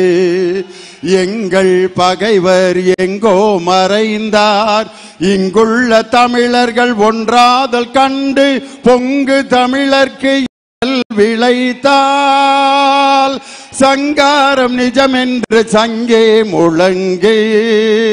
சங்கே முழங்கு, சங்கே முழங்கு, சங்கே முழங்கு. உலக தமிழர்களையும் தமிழ் மொழியையும் பாதுகாக்க இன்று வாழ்ந்து கொண்டிருக்கும் ஒரே ஒப்பற்ற தலைவர், ஓய்வுக்கே ஓய்வு கொடுத்து கொண்டிருக்கும் ஓய்வறியா சூரியன். 94 வயதை முடித்து 95 நெருங்கினாலும் இன்னும் தனது சுவாச காற்றிலும் இரத்த அணுக்களிலும் தமிழர்களையும் தமிழ் மொழியையும் பற்றியே சிந்தித்துக் கொண்டிருக்கும் நம் தமிழின தலைவர், முத்தமிழ் அறிஞர், நம் தானை தலைவர் டாக்டர் கலைஞர் அவர்களுடைய சீரிய தலைமையில் இயங்கிக் கொண்டிருக்கும் திராவிட முன்னேற்ற கழகத்தின் வருங்கால தமிழகத்தினுடைய நம்பிக்கை நட்சத்திரம், இளைஞர்களின் எழுச்சி நாயகன், வருங்கால தமிழகத்தின் தலைமை பொறுப்பை ஏற்க தகுதி வாய்ந்த தலைவனாக இன்று தமிழக மக்களின் இதய சிம்மாசனத்தில் தனக்கென்று ஒரு தனி இடத்தை தக்க வைத்து இந்த மாநாடு செயல் தலைவர் தளபதியாரின் தலைமையில் நடக்கின்ற மாநாடு. அடுத்த மாநாடு தமிழக முதலமைச்சர் தளபதியார் அவர்களின் தலைமையில் நடக்கின்ற மாநாடு என்று இந்த மாநாட்டை வெற்றிகரமாக நடத்தி இத்தனை லட்சம் தொண்டர்களின் பாதுகாப்பு அரணாக திகழ்ந்து கொண்டிருக்கக்கூடிய நம் தளபதியாரின் அறைகூவலுக்கு இணங்க இங்கே வருகை தந்திருக்கக்கூடிய உங்கள் அனைவருக்கும் என்னுடைய மனமார்ந்த நன்றியை சொல்லி, மேடையிலே அமர்ந்திருக்கக்கூடிய எங்கள் தளபதியார் அவர்களையும் எங்களை போன்ற ஆசிரியர்களுக்கெல்லாம் பேராசிரியராகவும் இன்று தமிழன் மான உணர்வோடு வாழ்வதற்கு காரணமாக இருந்த நம் கழகத்தினுடைய பொதுச் செயலாளர் இனமான பேராசிரியர் ஐயா அவர்களையும், மேடையில் இருக்கின்ற ஒவ்வொருவரையும் தனித்தனியாக இப்போ நான் சொன்னேன்னா அதுக்கே ஒரு 10 நிமிஷம் ஆயிரும். எனக்கு கொடுத்துருக்கிற நேரம் 5 நிமிஷம்தான். நான் பட்டிமன்ற நடுவர், நான் தான் பேச்சாளர்களுக்கு டைம் போட்டு மணி அடிப்பேன். ஆனால் இப்போ எனக்கு மணி அடிச்சிருக்காங்க, 5 நிமிஷத்தில் முடிச்சிடும் நான். ஏன்னா நிறைய பேச்சாளர்கள் பேசுவதற்கு தயாராக இருக்கிறார்கள். அதனால் மேடையில் வீற்றிருக்கக்கூடிய எல்லோருக்கும் என்னுடைய நன்றியை சொல்லி, குறிப்பாக இந்த மாநாட்டிற்கு தலைமை தாங்கி நடத்தி கொண்டிருக்கக்கூடிய அருமை சகோதரியார் சுப்புலட்சுமி ஜெகதீசன் அவர்களையும், மாநாட்டினுடைய வரவேற்பு குழு தலைவர், ஓயாது உழைத்து இந்த பிரம்மாண்டமான மாநாட்டை நடத்தி கொண்டிருக்கக்கூடிய அருமை அண்ணன் முத்துசாமி அவர்களையும், அவரோடு இணைந்து இந்த மாநாட்டை நடத்தி கொண்டிருக்கக்கூடிய மாநாட்டினுடைய பொறுப்பாளர்கள் எல்லோருக்கும் என்னுடைய மனமார்ந்த நல்ல வணக்கத்தை தெரிவித்துக் கொண்டு, அற்புதமான மாநாடு. இந்த மாநாட்டில் லியோனி பேசுவதற்கு வாய்ப்பு கிடைத்திருக்கிறது என்று சொன்னால் அதற்கு காரணம் வெண்தாடி வேந்தன், பகுத்தறிவு பகலவன், தந்தை பெரியார் என்ற தாத்தா மட்டும் இல்லைன்னா லியோனி போன்ற ஆள்லாம் இந்த மாநாட்டு மேடையில் இது போன்ற பொதுக்கூட்டத்தில் பேசுவதற்காவது வாய்ப்பு கிடைத்திருக்குமா? அப்படிப்பட்ட தெருவிலும் அப்படிப்பட்ட இனத்திலும் பிறந்த எனக்கு இந்த மேடை கிடைத்ததே தந்தை பெரியார் என்ற தாத்தா கற்றுக் கொடுத்த அந்த சுயமரியாதை என்று இந்த நேரத்தில் சொல்லி, எனக்கு கொடுக்கப்பட்ட தலைப்பு தமிழகத்தின் இருண்ட ஆட்சி. ஆட்சின்னு ஒன்று நடந்தா தானே அது இருண்டு இருக்கா வெளிச்சமாக இருக்கான்னு கண்டுபிடிக்க முடியும். எனக்கு கொடுத்த தலைப்பே முதல்ல தப்பு. தமிழகத்தின் இருண்ட ஆட்சி, ஆட்சின்னு ஒன்று நடக்கலை. அப்போ நடந்தா தான் அது இருண்டு இருக்கா வெளிச்சத்தில் இருக்கான்னு சொல்ல முடியும். இன்னைக்கு இருக்கக்கூடிய முதலமைச்சர், துணை முதலமைச்சர், அவங்கள நீங்கள் எந்த வீடியோவில் அவங்க இன்னைக்கு ஓராண்டு சாதனை நடத்தின அந்த டிவி நிகழ்ச்சியில் அவங்க முகத்தை மட்டும் கொஞ்சம் பாருங்க, ஃபேஸ் ரீடிங்க. 2 பேரும் உட்காந்துருக்கதை பார்த்தா இருந்தா ஏன் இப்படி பயந்து பயந்து உட்காந்துருக்காங்கன்னா, இன்னும் எத்தனை நாளோ, இன்னும் எத்தனை வாரமோ, இன்னும் எத்தனை மாசமோ நம்ம வேட்டி கிழிகிறதுக்கு பயந்து பயந்து ஒரு மேடையில் உட்கார்ந்திருப்பவரால் இந்த நாட்டுக்கு என்ன நல்லது செய்து விட முடியும்? பஸ்ஸில் ஒரு டிரைவர் பஸ்ஸில் ஓட்டிட்டு போகிறாருன்னா அவர் நம்பிக்கையாக பஸ்ஸை ஓட்டினா தான் பயணிகளை கொண்டு போய் சேர்க்க முடியும். ஈரோட்டிலேருந்து ஒரு பஸ்ஸு டிரைவர் பஸ்ஸை எடுக்கிறாரு. ஒருத்தன் திடீர்னு ஏறி கரூர் பஸ்ஸு அண்ணே போயிரும்ல அப்படிங்கிறான். போகிறதுக்கு தாண்டா ஓட்டிக்கிட்டு இருக்கேன், நீ ஓட்டுறதை பார்த்தா போகிறதுக்கு ஓட்டுற மாதிரி தெரிலனே, கொடி முடிக்கிட்டே கவுத்துருவ போல இருக்கே அப்படின்னு சொல்லிக்கிட்டு இருக்கும்போதே கொடி முடிக்கிட்டே கவுந்துருச்சு பஸ்ஸு. இது வேற யாரும் இல்லை, எடப்பாடி பழனிசாமி ஓட்டிக்கிட்டு இருக்க வண்டி தான். எந்த நேரத்தில் அது கவிழ்ந்து போகுமோ என்று அவர்களுக்கே தெரியவில்லை. ஆஸ்பத்திரியில் இப்படித்தான் ஒருத்தனை ஆப்ரேஷன் பண்ண கொண்டு போகிறாங்க. நடுங்கிறான், டாக்டர் ஆப்ரேஷன் தான்டா, ஏன்டா பயப்படுற? ரொம்ப பயமாக இருக்குது சார். ஏப்பா பயப்படுற? பிறந்ததுலேருந்து இதுதான் சார் எனக்கு முதல்ல ஆப்ரேஷன், ரொம்ப பயமாக இருக்குது சார்ன்னு இருக்கான். டாக்டர் சொல்லியிருக்காரு, எனக்கும் பிறந்ததுலேருந்து இதுதான் முதல்ல ஆப்ரேஷன், உன்னை ஒரு வழி பண்ணாமல் நான் விடுவேனா அப்படின்னு சொல்லிட்டு ஸ்ட்ரெச்சர் ஆப்ரேஷன் தியேட்டருக்குள்ளே கொண்டு போயிட்டாங்க. கொண்டு போய் படுத்து இப்படி அண்ணாந்து பார்க்குறான், பெரிய ரோஜாப்பூ மாலை தொங்கிட்டு இருக்கு ஆப்ரேஷன் தியேட்டரை. டாக்டரை கூப்பிட்டு கேட்குறான், எதுக்கு சார் இவ்வளோ பெரிய மாலை? பயப்படாத தம்பி, ஆப்ரேஷன் வெற்றி அடைஞ்சா எனக்கு போடுவாங்க, தோல்வி அடைஞ்சா உனக்கு போட்டு வண்டியில் ஏற்றிடுவான், பயப்படாதன்னு இருக்கான். பேஷண்ட்டை டாக்டர் எழுப்புறாரு, செத்துட்டான் பேஷண்ட்டு. இது வேற யாரும் இல்லை, எடப்பாடி பழனிசாமி தான். இன்னும் கொஞ்ச நாளைக்குள்ள என்ன நிலைமைக்கு ஆளாக போகிறது என்பதை தெரியாமல் பயந்து பயந்து வாழ்ந்து கொண்டிருக்கக்கூடிய ஒரு கேவலமான ஒரு ஆட்சி. ஆனால் எங்கள் செயல் தலைவர் இன்று பொறுப்பேற்றிருக்கக்கூடிய இந்த முக்கியமான காலகட்டம் எப்படிப்பட்ட காலகட்டம் என்று சொன்னால், எவ்வளவு நெருக்கடிகளுக்கு மத்தியில் எங்கள் திராவிட முன்னேற்ற கழகத்தின் அனைத்து மாவட்டங்களையும் கள ஆய்வு செய்யக்கூடிய அளவிற்கு ஜனநாயகமிக்க ஒரு இயக்கத்தை நடத்தி கொண்டிருப்பவர் எங்கள் செயல் தலைவர் தளபதியார் தான். இன்னைக்கு பார்த்தீங்கன்னா, இன்னைக்கு பாருங்க, ஒரு மேடையில் பேசணும் அப்படின்னு சொன்னால், எனக்கு முன்னாடி பேசினவங்களுடைய பேச்சுக்கள்லாம் கேட்டேன். நம்ம திராவிட முன்னேற்ற கழகத்தினுடைய மேடைகளில் பேசுகிறப்ப இயல் இசை நாடகம் 3 அதில் கொஞ்சம் விளையாடும். ஒரு மேடை பேச்சில் அந்த கருத்துக்கு தகுந்த மாதிரி குரலை மாற்றி பேசினா தான் அந்த கருத்து எடுபடும். வீரபாண்டிய கட்டபொம்மனுடைய வசனத்தை பேசணும்னா வீரமாக பேசணும். எங்களோட வயலுக்கு வந்தாயா, நாட்டு நட்டாயா, களை பறித்தாயா, கழனிவாழ் உழவர்க்கு கஞ்சி கலையம் சுமந்தாயா, அங்கு கொஞ்சி விளையாடும் எங்குல பெண்களுக்கு மஞ்சள் அரைத்து பணிபுரிந்தாயா, அப்படி பேசினா தான் நல்லா இருக்கும். இதே வசனத்தை நான் இப்படி பேசுறேன்னு வச்சுக்கோங்க, எங்களோட வயலுக்கு வந்தாயா, நாற்று நட்டாயா, களை பறித்தாயா, கழனி வாழ்வுள்ளவருக்கு கஞ்சி கலையம் சுமந்தாயா, மாமனா மச்சானா, வெள்ளைக்காரன் சுதந்திரத்தை கொடுத்துட்டு போயிருப்பான், வாங்கிக்கடா, பிச்சை எடுத்துக்கிட்டு தெரியாதான்ட்டு. ஒரு வசனத்தை கூட, ஒரு மேடை பேச்சை கூட இன்றைய அதிமுகவுடைய மேடை பேச்சாளர்கள் பேசுகின்ற அந்த முறையை பார்த்தா இன்னைக்கு இப்படி தான் இருக்கு. ஆனால் ஒரு திரைப்படத்தில் நீங்க பார்த்தீங்கன்னா, ஒரு பாடகருடைய குரல், ஒரு பேச்சாளருடைய குரல், ஒரு நடிகருடைய குரல், அந்த ஒலிக்கப்பட்டவுடன் யார் பாடியது அந்த பாட்டுங்கிறத நீங்க கண்டுபிடிச்சிடலாம்.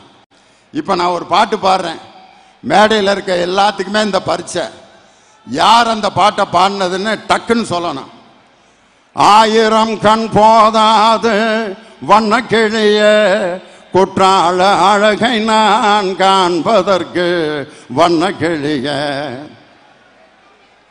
சி.எஸ். ஜெயராம் இங்க பாருங்க, அவர் சொல்றாரு, போலீஸ்காரர் சொல்றாரு பாருங்க.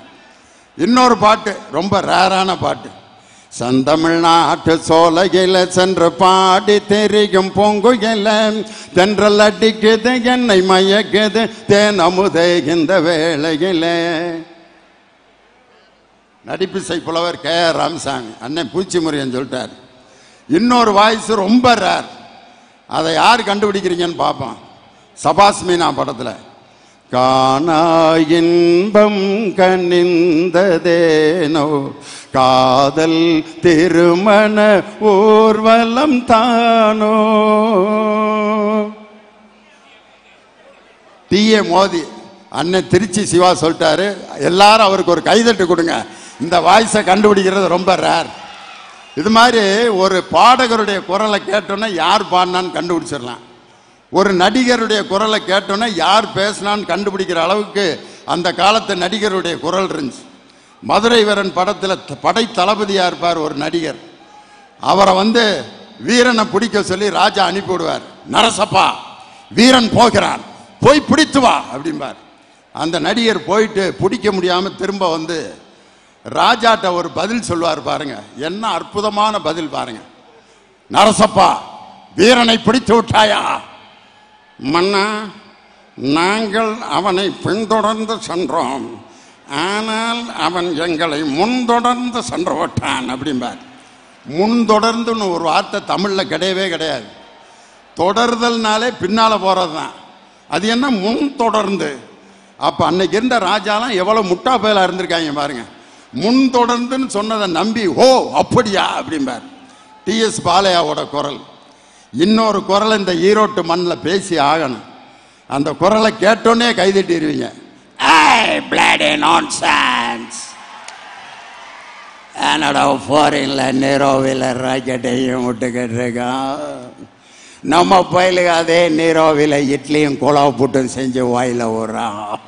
எங்கடா சயின்ஸும் முன்னேற போது சொன்னேன். Once upon a time bloody nonsense. ரத்த கண்ணீரில் அப்படியே குஷ்டம் பிடிச்சி அப்படி நடந்து வருவார். ரோடு போடுறதுக்கு ஜல்லி கொட்டியிருப்பான். அதில் தடிக்கி விழுக பாரு. என்னடா 2 வருஷத்துக்கு முன்னாடியே போடுற ரோட்டுக்கு இப்பயே கொண்டு ஜல்லியை கொட்டி வச்சிருக்கீங்க. திடீர்னு ஒருத்தன் மேலே மோதிடுவான். யாராவன்? திருவண்ணாமலை தீபம் எரிஞ்சா கன்னத்தில் போட்டுக்கிற வயலா இருப்பான் போல. அவன் சொல்லுவான், திருவண்ணாமலை தீபம் அக்கினி பகவான் அப்படின்னா. அக்கினி பகவானா? உன் வீடு தீப்பிடிச்சு எரிஞ்சா அக்கினி பகவான் கன்னத்தில் போடுவியாடா? ஏன்டா ஃபயர் சர்வீஸுக்கு ஃபோன் பண்ணுறாய்? நான்சென்ஸ் அப்படிம்பார். அந்த நேரத்தில் ஒருத்தன் சின்ன பையன் ஒருத்தன் பூணூல் போட்டு இந்த மாதிரி பேசுறதுனால தான் ஆண்டவன் உன்னை இந்த நிலைமையில வச்சிருக்கான் அப்படிமா. ஏய் போடா, ஆண்டவன் உங்களையெல்லாம் டாப்பில் வச்சுருக்கான், எங்களையெல்லாம் அண்டர் கிரவுண்டில் வச்சுருக்கான், போட வேலையை பார்த்துட்டு. 1 ரூபாய்க்கு பிச்சை எடுக்கிற பிச்சைக்கார பய நீ என்கிட்ட பேசுறியா? என்ன குரல்! நடிகவேல் எம்.ஆர். ராதாவோட குரல். மேடைதோறும் தமிழ் முழக்கம் செய்து இன்று தமிழகத்திற்கு தமிழ்நாடு என்று பெயர் வாங்குவதற்கு காரணமாக இருந்து கொட்டும் மலையில் திராவிட முன்னேற்ற கழகத்தை தொடங்கி வைத்த ஒருவரின் குரல். அந்த குரல் மேடைதோறும் தமிழ் முழக்கம் செய்யவில்லை என்றால் தமிழுக்கு செம்மொழி அந்தஸ்து கிடைத்திருக்காது. யார் அந்த குரல்? அவர்தான் கொட்டும் மலையில் ராபின்சன் பூங்காவில் நமது திராவிட முன்னேற்ற கழகத்தை தொடங்கிய பேரறிஞர் அண்ணாவின் குரல். ஆய்ந்தறிதல் வேண்டும், அதற்கேற்ற அஞ்சாமை வேண்டும் என்ற சிந்தனையை சிறைப்படுத்திவிட்டு கொடுமையை கோலோச்ச செய்வதற்கு உடந்தையாகி விடுவோம். பட்டம் பெற்றிடுகின்றீர், பாராட்டுக்குரியீர், பட்டபதற்கு காட்டி கழித்திடவா, அன்றி பணி செய்திட கிடைத்திட்ட ஆணை என கொண்டிடவா, புள்ளி கலாபமையில் தோகை விரித்து ஆடுவது எதற்காக? பிறர் காண்பதற்காக, பிறர் மகிழ்வதற்காக. இப்போ நான் 2 ஆக்ஷன் பண்ணனே, அது என்னன்னு கண்டுபிடிச்சிங்களா? வேற ஒன்றும் இல்லை. பாக்கெட்லேருந்து பொடி மட்டையில் பொடி எடுத்து அந்த பொடி எடுத்து இந்த விரல் பள்ளத்தில் வச்சு அப்படின்னு இழுத்துருவார் அண்ணா. தொண்டர்கள் கண்டுபிடிச்சிருவாங்க, அண்ணா பொடி போட்டார், இன்னும் 1 மணி நேரம் பேசுவாரான்னு சொல்லி பொடி போடும் இடைவெளியில் கூட தமிழன் தமிழ் கேட்க மறக்கக்கூடாது என்று பேசிய பேரறிஞர் அண்ணாவால் உருவாக்கப்பட்ட இயக்கம் திராவிட முன்னேற்ற கழகம். அடுத்து ஒரு குரலுக்காக தமிழகமே இல்லை, உலக தமிழர்களே எப்போது அந்த குரல் மேடையில் ஒலிக்கும் என்று எல்லோரும் துடித்துடிப்போடு காத்து கொண்டிருக்கக்கூடிய அந்த குரல். உலக அரசியல் தலைவர்களின் வரலாற்றில் ஒரு குரல், ஒரு வார்த்தையை சொன்னதற்காக லட்சோப லட்சம் தொண்டர்கள் கைதட்டிய அந்த மந்திர குரல். என் உயிரினும் மேலான அன்பு உடன்பிறப்புகளே, தமிழர்களே, தமிழர்களே, நீங்கள் என்னை கடலில் தூக்கி போட்டாலும் கட்டுமரமாகத்தான் மிதப்பேன். அதில் ஏறி நீங்கள் பயணம் செய்யலாம், கவிழ்ந்து விட மாட்டேன். எந்த தலைவனுக்கு அமையும் இப்படிப்பட்ட ஒரு மந்திர குரல்? அதுதான் நம் தானை தலைவர் முத்தமிழறிஞர் டாக்டர் கலைஞரின் குரல். அண்ணாவின் குரலும் கலைஞரின் குரலும் கலந்த ஒரு குரல். இப்ப நான் பேச போறேன். யார் குரல்னு கண்டுபிடிங்க பார்ப்போம். கட்டிய நாய்கள் அல்ல, எட்டிய மட்டும் பாய்வதற்கு தமிழகத்தில் இந்த குதிரை பேர ஆட்சியை ஒழிக்க வேண்டும் என்று சொன்னால் தமிழகத்தில் புறப்பட்டு விட்டது இளைஞரணியினுடைய படை. அந்த படையை யாராலும் உதைத்தறிய முடியாது என்பதுதான் எனது தீர்க்கமான முடிவு. வேறு யார் குரலும் அல்ல.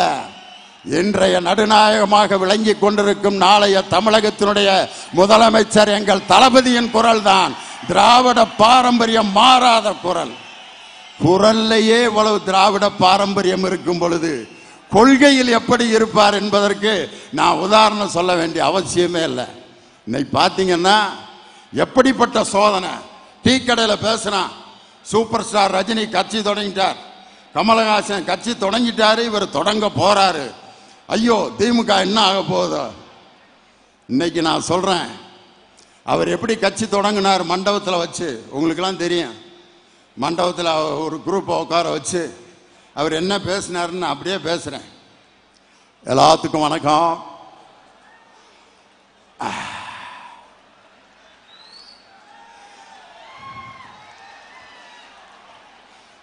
நான் கூப்பிட்டேன், நீங்க எல்லாரும் வந்துருக்கீங்க. நீங்களும் போய் உங்க வேலையை பாருங்க, நான் என் வேலையை பார்க்குறேன். உட்காந்துருந்தவங்களாம் சொல்லியிருக்கேன், அதைத்தானே இத்தனை வருஷமாக நாங்கள் பார்த்துக்கிட்டு இருந்தேன். மண்டபத்தில் கூப்பிட்டு உட்கார வச்சு உன் வேலையை பாருன்னு சொன்னால் நாங்கள் இவ்வளவு நாள் அந்த வேலையை தானே பார்த்துக்கிட்டு இருந்தோம். நீங்கள் உங்கள் வேலையை பாருங்கள். அதுக்கப்புறம் திடீர்னு என்னமோ தப்பாக சொல்லிட்டோன்னு சொல்லி நாளை போர் வரும், அப்பொழுது தெரிவிப்பேன், உடனடியாக வாருங்கள், 234 தொகுதியிலையும் போட்டியிடுவான். எப்போ தொடங்கவே இல்லை மண்டபத்தில், அப்போத்தான் கூட்டமே போட்டிருக்காங்க. 234 தொகுதியிலையும் போட்டியிடுவார்களாம். இது ஒரு கட்சியா? ஆனால் எங்கள் பேரறிஞர் அண்ணா கட்சி தொடங்கி அது சமுதாயமாக இயக்கமாக இருக்க வேண்டுமா, தேர்தலில் போட்டியிட வேண்டுமா என்று முடிவெடுப்பதற்கே நடுவில் ஒரு பெட்டியை வச்சு தேர்தலில் போட்டியிடுவோர்கள் இந்த பெட்டியில ஓட்டு போடுங்க, போட்டியிட வேண்டாம் என்று சொல்பவர்கள் இந்த பெட்டியில் ஓட்டு போடுங்கள் என்று சொல்லி தேர்தலில் போட்டியிடவும் என்று சொன்னவர்கள் அதிகமான காரணத்தினால் தேர்தலில் போட்டியிட்ட இயக்கம் திராவிட முன்னேற்ற கழகம். கட்சி தொடங்கிறதுக்கு முன்னாடியே 234 தொகுதியிலையும் போட்டியிடுவோம். எவ்வளவு நாளைக்குன்னு பார்த்துருவான். ஆனானப்பட்ட 29 தொகுதியை சட்டமன்ற தொகுதியை பெற்ற விஜயகாந்த ஒரே ஒரு நாள் தான் சட்டமன்றத்துக்கு வந்தார். 5 வருஷத்துல வந்தார் அப்படின்னாரு. வெளியே போயான்ட்டாங்க. ஏயா நாக்க மடக்குனா சட்டமன்றத்தில் வெளியே போ. அப்போ அதிமுக காரங்களாம் நாங்கள்லாம் எதையுமே மடக்காமல் உட்காந்துருக்கோம், நீ எப்படி நாக்க மடக்கலாம்? நாக்க மடக்கப்படாது, வெளியே போ. அன்னைக்கு போனவர் தான். மதுரைக்காரங்க நல்லதுக்கு நாக்க மடக்குவான், கெட்டதுக்கு நாக்க மடக்குவான். நான் அந்த ஏரியாக்காரன் தான். வீட்டில் ஏதாவது பிரியாணி ஆக்கினா மாப்பிள்ள பிரியாணிடா அப்படிமா. அவங்க தாத்தா செத்ததுக்கு நாக்க மடக்குவான். தாத்தா செத்துட்டாரா? அது மாதிரி சட்டமன்றத்தில் நாக்க மடக்கினாரு. அதோடு அந்த கட்சி முடிஞ்சு. எத்தனை நடிகர்கள் கட்சி தொடங்கி இந்த நாட்டிலே வீணாமல் போயிருக்கிறார்கள். எனக்கு ஒருத்தன் வாட்ஸ்அப்பில் அனுப்பியிருக்கான். சப்பானியும் பரட்டையும் கட்சி தொடங்கினால தான் மயில் துபாயில் போய் இறந்து போயிருச்சுன்னு அனுப்பியிருக்கான் ஒருத்தன். அவன் எப்படி சிந்திச்சிருக்கான் பாருங்க. இன்னைக்கு அப்படிப்பட்ட நடிகர்களால் துவங்கப்படுகின்ற கட்சிகள் எல்லாம் நேற்று பெய்த மழையில் முளைத்த கற்றாழைகளைப் போல, ஆனால் பெரியார் என்ற விதையால் ஊன்றப்பட்டு அண்ணா என்ற விழுதுகளை பெற்று இன்று தமிழகத்தில் உயர்ந்து நிற்கும் ஆலமரம் போன்றது எங்கள் திராவிட முன்னேற்ற கழகம். அதுதான் மக்களுக்கு நிழல் தரும். அதுதான் மக்களுக்கு பறவைகளுக்கு கூடு கட்டுவதற்கு வாய்ப்பளிக்கும் என்று சொல்லி எனக்கு மேஜையில் தட்டிட்டாரு. ஆனால் நான் முடிச்சிடறதான் மரியாதை. இன்னும் நிறைய பேச்சாளர்கள் பேசணும். ஒரே ஒரு செய்தியை மட்டும் சொல்லி நான் நிறைவு பெற ஆசைப்படுகிறேன். ஒரு 3 கொள்ளைக்காரங்க கொள்ளையடிக்க போயிருக்கான். அந்த போன நேரத்தில் எதுவும் கிடைக்கல. ஒரு தங்க புதையல் கிடைச்சிருக்கு.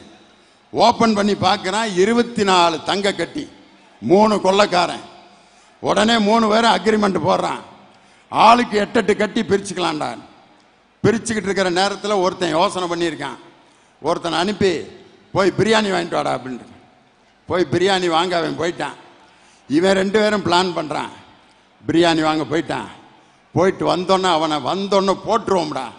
போட்டு நம்ம 12 கட்டியை பிரிச்சுக்குவோம் அப்படின்னு. பிரியாணி வாங்கிட்டு வந்துட்டான், போட்டான். அவன் நுரையை கக்கி படுத்து கிடக்கிறான். இந்த 2 பேரும் ஆளுக்கு 12 கட்டி பிரிக்க போகிறதுக்கு முன்னாடி பிரியாணி வாங்கிட்டு வந்துட்டான். சாப்பிட்டு பிரிச்சுக்கோம்டான். பிரியாணியை 2 பேரும் சாப்பிட்றான். வாயில் குறன்னு நுரை. பிரியாணி வாங்க போனவன் என்ன நினச்சான் தெரியுமா?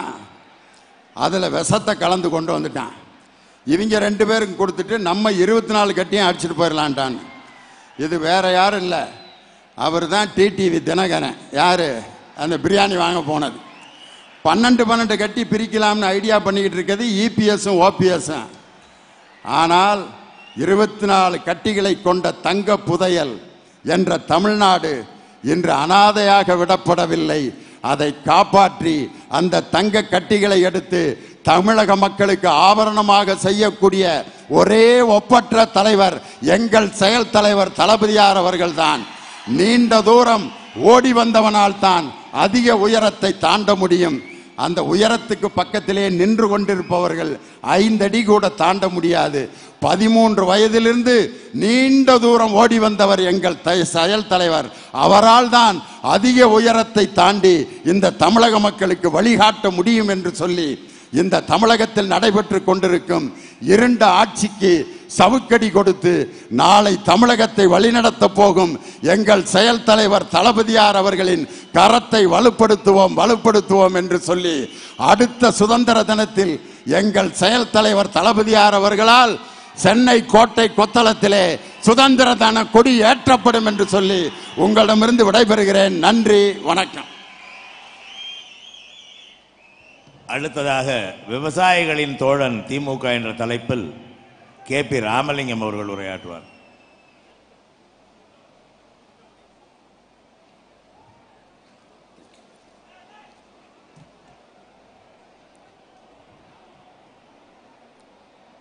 இந்திய துணைக்கண்டத்து ஜனநாயக அரசியலில் புதிய அரசியல் பாதையை அமைக்க இருக்கின்ற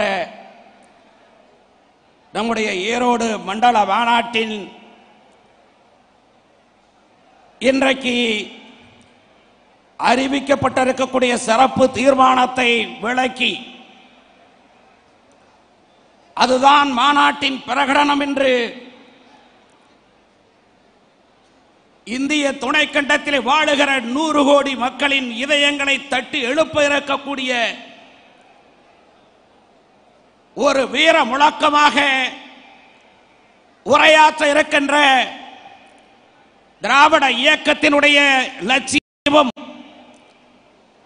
கழகத்தினுடைய செயல் தலைவர் தமிழக சட்டப்பேரவையினுடைய எதிர்க்கட்சி தலைவர் மாண்புமிகு தளபதி அவர்களே, திராவிட சிந்தனையை நமக்கெல்லாம் ஊட்டி நம்மை ஆளாக்கி வருகிற அரசியல் பேராசான் கழகத்தினுடைய பொதுச் செயலாளர் அவர்களே, கழகத்தினுடைய முதன்மை செயலாளர் அண்ணன் துரைமுருகன் உள்ளிட்ட கழகத்தினுடைய நிர்வாகிகளே, சட்டப்பேரவை உறுப்பினர் பெருமக்களே, முன்னாள் இந்நாள் நாடாளுமன்ற உறுப்பினர்களே, மாநாட்டின் தலைவர் சுப்புலட்சுமி ஜெகதீசன் அவர்களே, மாநாட்டின் திறப்பாளர் சகோதரர் சிவா அவர்களே, கொடியேற்றிய கோவி செலியன் அவர்களே, மாநாட்டினுடைய நிதிக்குழு தலைவர் பொங்குலூர் பழனிசாமி அவர்களே, மாநாட்டினுடைய தீர்மான குழு தலைவர் அண்ணன் NKK பெரியசாமி அவர்களே, லட்சக்கணக்கிலே திரண்டிருக்கிற அண்ணனுடைய போர்ப்பரணியை கேட்பதற்காக வந்திருக்கிற கழகத்தினுடைய அடலேர்களே, வணக்கம். எனக்கு தரப்பட்ட தலைப்பு விவசாயிகளின் தோழன் திமுக. இன்றைக்கு விவசாயிகளின் தோழன் திமுக என்பதற்கு தலைவர் கலைஞரின் ஆட்சியே காரணமாக அமைந்தது. தலைவர் கலைஞர் ஆண்ட போதும் தலைவர் கலைஞர் கழகத்தின் தலைமையேற்ற எதிர்க்கட்சிகளை பணியாற்றிய காலங்களிலும் தமிழ்நாட்டு விவசாயிகளை மட்டுமல்ல இந்திய விவசாயிகளை பாதுகாத்தார். அப்படி பாதுகாத்ததிலே தான் தமிழ்நாட்டு விவசாயிகளுக்கு அவர் அளித்த சாதனைகள் சாதாரணமானவை அல்ல. இங்கே பலரும் அதை குறிப்பிட்டார்கள். அடிப்படையில் விவசாயத்தை நவீனப்படுத்துவதற்காக முதலில் வேளாண் கல்லூரியை கொண்டு வந்தவரே தலைவர் கலைஞர் தான். அதை பல்கலைக்கழகமாக ஆக்கியவரும் தலைவர் கலைஞர் தான். விவசாயிகளுக்கு அடிப்படையான தேவையை பூர்த்தி செய்வதற்காக இலவச மின்சாரத்தை தந்தவரும் கலைஞர் தான். விவசாயிகளுடைய கூட்டுறவு கடனை தள்ளுபடி செய்தவரும் கலைஞர் தான். இப்படி ஏராளமாக 1 மணி நேரம் அல்ல 2 மணி நேரம் தலைவர் கலைஞர் தந்த திட்டங்களை சொல்லலாம். தூர்வாரிய தூயவர் என்ற பட்டம் பெற்று நாடு முழுவதும் இருந்த ஏரிகளை, கண்மாய்களை, நீர்வரத்து கால்வாய்களை தூர்வாரிய நம்முடைய தூய தலைவர். அரசியலில் சட்டமன்றத்திற்கு அவர் முதலில் நுழைந்த போதே அவர் நடத்திய போராட்டம் குளித்தலையிலே, நங்காவரத்திலே கையேறு வாரம், மாட்டேறு வாரம் என்று இங்கே கனிமொழி குறிப்பிட்டார்களே, அந்த போராட்டத்தை நடத்தித்தான் அரசியலிலே தொடங்கினார். அதை போலத்தான் இன்றைக்கு நம்முடைய கழகத்தினுடைய செயல் தலைவரும் செயல் தலைவரானவுடன் அனைத்து கட்சி கூட்டத்தை எதற்காக கூட்டினார் என்றால், விவசாயிகள் பிரச்சனைக்காக காவேரி மேலாண்மை வாரியத்தை அமைக்க வேண்டும் என்பதற்காக. அதற்காகத்தான் இன்றைக்கு ஒரு போர் பிரகடனத்தை செய்திருக்கிறார். அந்த போர் பிரகடனம் என்பது சாதாரணமானதல்ல. எதிர்காலத்திலே திராவிட முன்னேற்ற கழகத்தை ஆட்சி கட்டிலே அமர வைக்க போவது இந்த போர் முரசுதான் என்பதை நாடு பார்க்க போகிறது. இன்றைக்கு தலைவர் கலைஞருடைய ஆட்சி விவசாயிகளுக்கு சாதனைகள் புரிந்தது என்றால், ஜெயலலிதாவுடைய ஆட்சி ஒட்டுமொத்தமாக வேதனைகளை தந்தது. இன்றைக்கு ஜெயலலிதா பெயரில் நடைபெறுகிற இந்த ஆட்சியும் மத்திய ஆட்சி படத்தில் இருக்கிறவர்கள் மூடர்களாக அமர்ந்து கொண்டு இன்றைக்கு செய்கிற காரியங்களை அப்படியே ஏற்றுக்கொண்டிருக்கிறார்கள். அதிலேதான் இன்றைக்கு காவேரி மேலாண்மை வாரியம் கிடையாது என்று சொன்னதற்கு பின்பும் எருமை மாட்டு மீது மழை பெய்தால் சுரணையற்று இருக்கவே, அதே போல சுரணையற்ற ஜென்மங்களாக இருக்கிறார்கள். சுரணையற்ற ஜென்மங்களே, உங்களை தட்டி அழுப்ப போகிற கூட்டம் இதோ இங்கே இருக்கிறது. லட்சோப லட்சமாக கூடியிருக்கிறார்கள். நம்முடைய அன்பு தளபதி பின்னாலே நின்று எதிர்வர காலங்களிலே ஒரு மாபெரும் போராட்டத்தை, போர் பிரகடனத்தை இங்கே வெளியிட போகிறார். அந்த போர் பிரகடனம் என்பது காவேரி மேலாண்மை வாரியம் அமைத்தாக வேண்டும். அப்படி அமைக்கவில்லை என்றால் நடக்க போவது போர் அல்ல, இது போராட்டம் அல்ல. எதிர்காலத்தை தமிழனுக்கு சுயாட்சி பெறுகிற அளவிற்கு ஒரு மாபெரும் வரலாற்றை படைக்க போகிறோம் என்று சொல்ல போகிற அவருடைய உரைதான் இன்றைக்கு எடுத்துக்காட்டு. ஏன் வேண்டும் திமுக, ஏன் வேண்டும் கலைஞருடைய ஆட்சி, ஏன் வேண்டும் தளபதி முதலமைச்சராக என்பதற்கு காரணமே விவசாயிகள் வாழ வேண்டும், விவசாயிகள் பாதுகாக்கப்பட வேண்டும். விவசாயிகளை பாதுகாப்பதற்காக நடத்தப்படுகிற இந்த போராட்டத்திற்கு அவ்வளவு பேரும் அணிதிரள்வோம் என்று சொல்லி வாய்ப்புக்கு நன்றி கூறி விடைபெறுகிறேன். நன்றி, வணக்கம். அடுத்ததாக மத்தியில் கூட்டாட்சி, மாநிலத்தில் சுயாட்சி என்ற தலைப்பில் முனைவர் பொன்முடி அவர்கள் உரையாற்றுவார்கள்.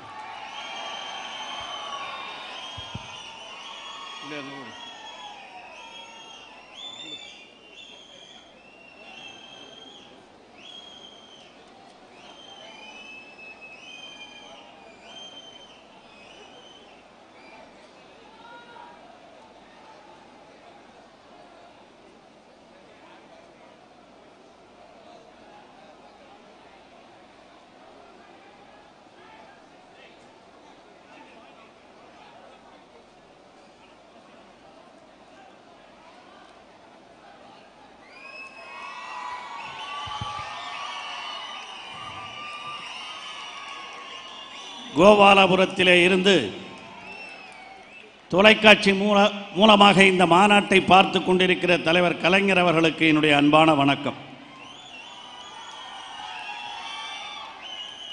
மாநில மாநாடு போல் நடைபெற்றுக் கொண்டிருக்கிற இந்த மண்டல மாநாட்டிற்கு தலைமை வகிக்கிற கழகத்தின் துணை பொதுச் செயலாளர் அக்கா சுப்புலட்சுமி ஜெகதீசன் அவர்களே, இந்த நிகழ்ச்சியிலே கலந்து கொண்டு இறுதியிலே சிறப்புரையாற்றவிருக்கிற வருங்கால தமிழகத்தை வழிநடத்தி செல்லக்கூடிய இன்றைய இளைஞர்களை ஈட்டி முனைகளாக தீட்டி வருகிற எங்கள் ஆற்றல் மிக்க தளபதி, வருங்கால முதல்வர் தளபதி அவர்களே, எங்கள் இனமான பேராசிரியர் அவர்களே, அண்ணன் துரைமுருகன் அவர்களே, இந்த வரவேற்பு குழு தலைவராக இருக்கிற அன்பிற்குரிய சகோதரர் முத்துசாமி அவர்களே, மேடையிலே வீற்றிருக்கிற கழக தோழர்களே, முன்னோடிகளே, வெள்ளம் போல் கூடியிருக்கிற பெரியோர்களே, தாய்மார்களே, இளைஞரணி தம்பிகளே, உங்கள் அனைவருக்கும் என்னுடைய அன்பான வணக்கம். தலைப்பு மத்தியில் கூட்டாட்சி, மாநில சுயாட்சி. நான் ஒரு 18 ஆண்டு காலமாக கல்லூரியிலே பேராசிரியராக பணியாற்றிய பொழுது ஒவ்வொரு வருஷமும் இதே தலைப்பிலே பாடம் நடத்தி பழக்கப்பட்டவன். அந்த பாடத்தை இங்கே நடத்தினா நீங்கள் எல்லாம் எழுந்து போயிடுங்க, அது தெரியும் எனக்கு. அதனால தான் நான் இந்த வரலாற்றை மிகச் சுருக்கமாக சொல்லி இன்றைய தமிழகத்திலே கூட்டாட்சியினுடைய நிலைமை என்ன என்பதை மட்டும் நான் படம் பிடித்து காட்ட விரும்புகிறேன். கூட்டாட்சி என்று சொன்னால் அது கூட்டணி ஆட்சி என்று சில பேர் தவறாக புரிந்து கொண்டிருக்கிறார்கள். கூட்டணி என்பது கட்சிகள் எல்லாம் ஒன்று சேர்ந்து அமைச்சரவை அமைத்து நடத்துவது கூட்டணி ஆட்சி, கோயலிஷன் கவர்மெண்ட். இது ஃபெடரேஷன் என்பது மாநிலங்கள் ஒருங்கிணைந்து நடத்துகிற ஆட்சி, ஃபெடரேஷன் கூட்டாட்சி. அமெரிக்காவில் தான் முதலில் 1789 13 மாநிலங்கள் ஒருங்கிணைந்து அங்கே ஒரு கூட்டாட்சி தத்துவத்தோடு கூட்டாட்சி உருவாக்கப்பட்டது. இங்கே இந்தியாவிலும் அது போன்ற ஒரு கூட்டாட்சி உருவாக்கப்பட வேண்டும் என்று அரசியல் சாசன நிர்ணய சபையிலே போராடிய பொழுது இந்தியன் ஃபெடரேஷன் என்று அழைக்க வேண்டும் என்று பலர் அதிலே வாதிட்டார்கள். ஆனால் ஒரு சிலர் ஃபெடரேஷன் என்று போட்டால் அது பிரிந்து போகிற உரிமையை கொடுத்துவிடும், ஆகவே ஃபெடரேஷன் என்று இருக்கக்கூடாது, யூனியன் என்று தான் இருக்க வேண்டும் என்று சொன்னார்கள். அந்த அடிப்படையிலே தான் யூனியன் என்ற பெயர் இந்தியாவிற்கு கொடுக்கப்பட்டது. ஆனால் யூனியனிலேயும் பிரிந்து போகிற உரிமை இருக்கிறது என்பதை USSR போன்ற நாடுகளிலே இருந்து புரிந்து கொள்ள முடியும். அங்கே யூனியன் தான், ஆனால் மாநிலங்கள் பிரிந்து போயிருக்கின்றன அந்த நாட்டிலே. ஆக அந்த அடிப்படையிலே இந்திய நாட்டில் உருவாக்கப்பட்ட இந்த கூட்டாட்சி இது ஒரு உண்மையான கூட்டாட்சியா? அண்ணன் மாறன் அவர்கள் எழுதியிருப்பார்கள். அண்ணன் மாறன் அவர்கள் எழுதிய மாநில சுயாட்சி என்ற புத்தகத்தில் மிக தெளிவாக இந்த நாட்டினுடைய அரசியலமைப்பை பற்றி தெளிவாக எழுதியிருக்கிறார்கள்.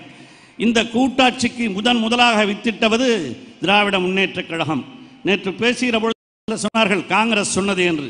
காங்கிரஸ் சொன்னது அப்பொழுது மாகாணங்கள் இருந்தன, மெட்ராஸ் பிரசிடென்சி, பாம்பே, கல்கட்டா, இந்த 3 பிரசிடென்சியில் இருக்கிற பொழுது மாகாண சுயாட்சி வேண்டும் என்று கேட்டார்கள். ஆனால் அவர்கள் ஆட்சிக்கு வந்த பிறகு இந்த சுயாட்சியை பற்றி பேசியதே கிடையாது. சுயாட்சியை பற்றி பேசுகிற ஒரே கட்சி திராவிட முன்னேற்றக் கழகம்தான் என்பதை மனசாட்சி உள்ள யாரும் மறுக்க முடியாது. 1969 தலைவர் கலைஞர் அவர்கள் ராஜமன்னார் கமிட்டியை உருவாக்கி மத்திய மாநில அரசுகளுக்கு இடையிலான உறவுகளை நீங்கள் சொல்ல வேண்டும் என்று குறிப்பிட்டார்கள். 1970 திருச்சியிலே கூடிய மாநாட்டில் 5 பெரும் முழக்கங்களிலே ஒன்றுதான் மத்தியில் கூட்டாட்சி, மாநிலத்தில் சுயாட்சி. ஆக மத்தியில் கூட்டாட்சி, மாநில சுயாட்சி என்றால் என்ன? நம்முடைய நாட்டை பொறுத்தவரையில் யூனிட்டி இன் டைவர்சிட்டி, வேற்றுமையில் ஒற்றுமை காண்கிற நாடு. பல்வேறு மொழிகள், பல்வேறு மதங்கள், பல்வேறு இனங்கள், பல்வேறு ஜாதிகள் இத்தனை வேறுபட்டிருந்தாலும் ஒன்றாக இருக்கிற ஒரு நாடு. ஆகவே இந்த மாநிலங்களுக்கு இடையிலே ஒரு மத்திய அரசு உருவாக வேண்டும். அந்த மத்திய அரசினுடைய அதிகாரங்கள் குறைக்கப்பட வேண்டும். இந்திய அரசியலமைப்பை சொல்லுகிற வரையில் இந்த கூட்டாட்சி என்பது குவாசி ஃபெடரல் என்று ஆங்கிலத்திலே சொல்லுவார்கள், அரைகுறை கூட்டாட்சி. இது உண்மையான கூட்டாட்சி கிடையாது. ஏன் என்று சொன்னால் இந்த கூட்டாட்சியிலே மாநிலங்களுக்கு அதிகாரங்கள் பறிக்கப்பட்டிருக்கின்றன. அதனால்தான் மத்திய மாநில உறவுகளை பற்றி விசாரிப்பதற்காக கலைஞர் அவர்கள் ராஜமன்னார் கமிட்டியையும் உருவாக்கினார். அதே போல 70 இந்த மாநில சுயாட்சி என்ற முழக்கத்தையும் உருவாக்கினார். அதற்கு பிறகு கலைஞருடைய ஆட்சியிலே இந்த ராஜமன்னார் கமிட்டியை பற்றி விவாதிப்பதற்காக செழியன் மற்றும் அண்ணன் மாறன் அவர்களுடைய தலைமையில் ஒரு குழு நியமிக்கப்பட்டு அந்த புகார்கள் அதிலே எப்படி செயல்படுத்துவது என்பதையும் அறிவித்தார்கள். ஆகவே திராவிட முன்னேற்ற கழகத்தை பொறுத்தவரையில் எப்பொழுதும் மாநில உரிமைகளுக்காக குரல் கொடுத்து கொண்டிருக்கிற ஒரு கட்சி என்பதை மறுக்க முடியாது. ஆக இப்படி மாநிலங்களுடைய உரிமைகள் இன்று இந்தியாவை பொறுத்தவரையில் 29 மாநிலங்கள் இருக்கின்றன. 7 மத்திய பிரதேசத்தின் மத்திய அரசின் கட்டுப்பாட்டில் இருக்கிற சில பகுதிகள் இருக்கின்றன. ஆக 29 + 7 இருக்கிற இந்த இந்திய நாட்டில் இந்த மாநிலங்களுக்கான உரிமை இருக்கிறதா? கூட்டாட்சியிலே அதிகாரங்களை பங்கீடு செய்வது, செப்பரேஷன் ஆஃப் பவர்ஸ் என்று வேறு, அது அதிகார பிரிவினை. சட்டத்துறை, நீதித்துறை, நிர்வாகத்துறை என்று பிரிப்பது அதிகார பிரிவினை. மாநிலங்களுக்கும் மத்திக்கும் இடையிலே அதிகாரங்களை பங்கிடுவதுதான் ஒரு கூட்டாட்சியினுடைய அடிப்படை விதி. இப்போ நம்ம நாட்டில் எப்படி இருக்கு அப்படின்னு சொன்னால், மத்திய அரசாங்கத்துக்குன்னு சில விதிகளை கொடுத்துருக்காங்க, மாநில அரசாங்கத்துக்குன்னு சில விதிகளை கொடுத்துருக்குறாங்க. இது ரெண்டும் போக பொதுவான அதிகாரங்கள்னு சில விதிகளை கொடுத்துருக்குறாங்க, கன்கரண்ட் லிஸ்ட். இது போக 3லையும் சொல்லாமல் மீதம் இருக்கிற அதிகாரங்களுக்கு பாருங்க, ரெசிஜுவரி பவர்ஸ்னு ஆங்கிலத்திலே சொல்லுவார்கள், மீதமுள்ள அதிகாரங்கள். அதில் யார் சட்டம் போடலாம்னா மத்திய அரசாங்கம் தான் போடலாம். இதில் ஒன்றை நீங்கள் பார்க்கணும், கூர்ந்து கவனிக்கணும். ஒரு நாட்டில் உண்மையான கூட்டாட்சி என்று சொன்னால் பல மாநிலங்கள் பல நாடுகளில் அப்படி தான் இருக்குது. அமெரிக்காவெலாம் அப்படி தான். கூட்டாட்சிகள் என்று சொன்னால் அவர்களுக்கு முக்கியமான வேலை என்ன? நாட்டை பாதுகாப்பது, மண்ணை பாதுகாப்பது மத்திய அரசு, மக்களை பாதுகாப்பது மாநில அரசு என்ற தத்துவத்தை நீங்கள் உணர்ந்து கொள்ள வேண்டும். அந்த உணர்வோடு தான் மத்தியில் இருக்கிற ஆட்சி பாதுகாப்பு துறையில் இருக்க வேண்டும். அதோடு நிதியை பார்க்கலாம், பணத்தை அடிப்பது, அந்த நாணயத்தை உருவாக்குவது மத்திய அரசுக்கு இருக்கலாம்.